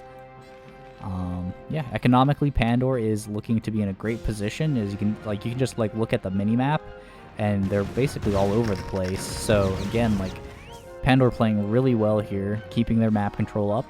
DoLife is having a hard time just sort of finding those openings. They did get the initial cancel on this 3rd, which was very good for them, but they are going to have to, you know, find more openings, right? I think they might need to just go ahead and take a 4th as well after this 3rd finishes up. Because they... Oh, no, they might be able to get the cancel here as well. Vultures coming in, siege tanks coming... Oop. Siege tanks coming in.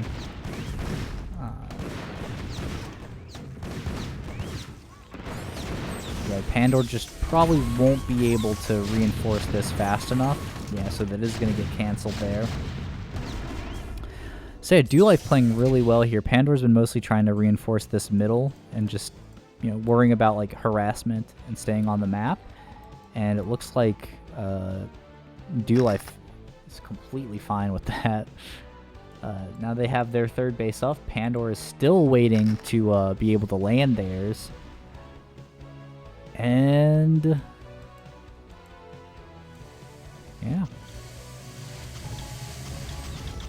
Alright, looks like getting ready for the drop to transfer these units up to the high ground here. Now, it will be unfortunate these tanks drop onto the spider mines.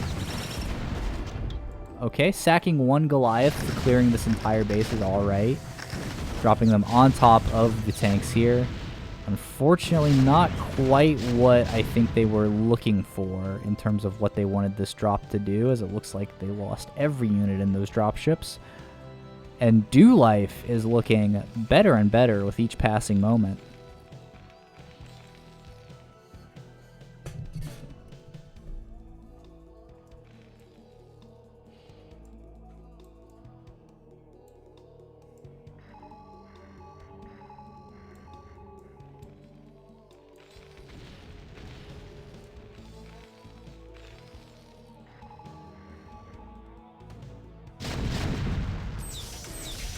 Here comes a big push to try and clear the 3rd, to open up the 3rd base to be able to be taken.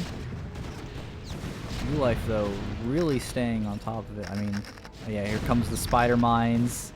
Yeah, that one's going to be huge. A lot of damage on these tanks.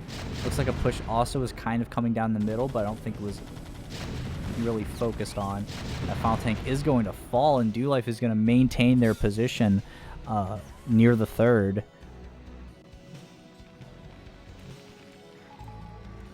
Scan does go down, sees that doLife does not have a fourth base quite yet. So Pandor hasn't been completely knocked out of the game. Building 2 command centers in the middle of the map.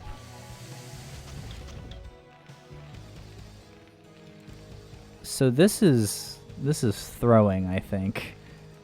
I can't think of a reason you do this if it wasn't just like you're pretty sure you're gonna lose.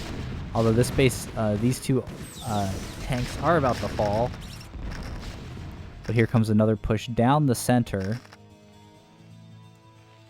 I'm not sure where. Yeah, we have some army back at home that can reinforce this position. But yeah, they're gonna try to come up. The Goliaths and the scan. Yeah, I just don't think. Yeah, so doLife re-maintains the control of the center here, right? Like they just keep doing it.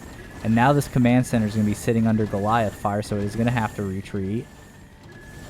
Another push comes down the center, just distracts these tanks a little bit. And yeah, now doLife is floating a ton of resources, and they're fine with that, right? Like they just can keep producing off their factories and call it a day. Okay, Vulture run by coming in, but I don't think there's really any position that... Oh, they might be able to deny the fourth. And it looks like that is exactly what they're going to do.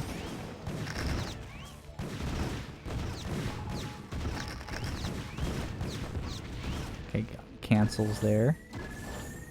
That CC floating out to the middle of the map where our two brave... Nope, these command centers did finish, actually. One floating down to the bottom and the other just chilling in the middle of the map. Yeah, Goliath is going to get on top of the siege tank. His buddy is just... Oh, his buddy does save him at the last moment.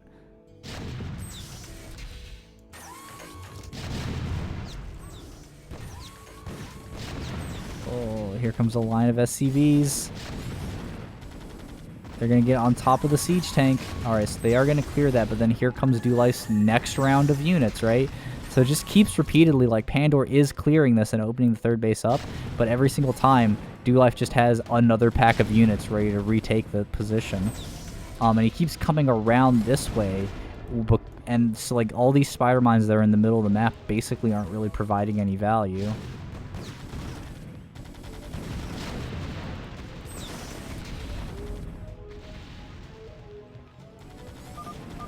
And GGs are called. doLife takes it in a very impressive, like, longish TVT where you just hold. Just keep holding. And, you know, eventually your opponent just won't have the patience, the minerals, or the patience to keep up. And that's going to be our cast today. That's all 3 of these planned groups. A lot of great games from everybody. So, yeah. Fantastic games. I'm looking forward to seeing the actual CPL matches that are played, because those are going to be super fun. Yeah. All right. Well, that's it. Everyone take it easy. I don't know. The internet problems that I was having seem to have resolved, so I'm going to assume that we'll be safe to do more regular casts. Unfortunately, the Christmas break is ending, so our winter break is ending, so we're probably going to have to just start doing them on the weekends again if we continue with that. Hope you watch. If you're following, if you aren't following the channel, drop a follow. That's cool. If you aren't signed up for the CPL, you can do so at cplbw.com. Super, really cool little StarCraft league with plenty of great games, as you saw today. Yeah. Where's my fucking outro music? There it is. So take it easy, and that's all I got.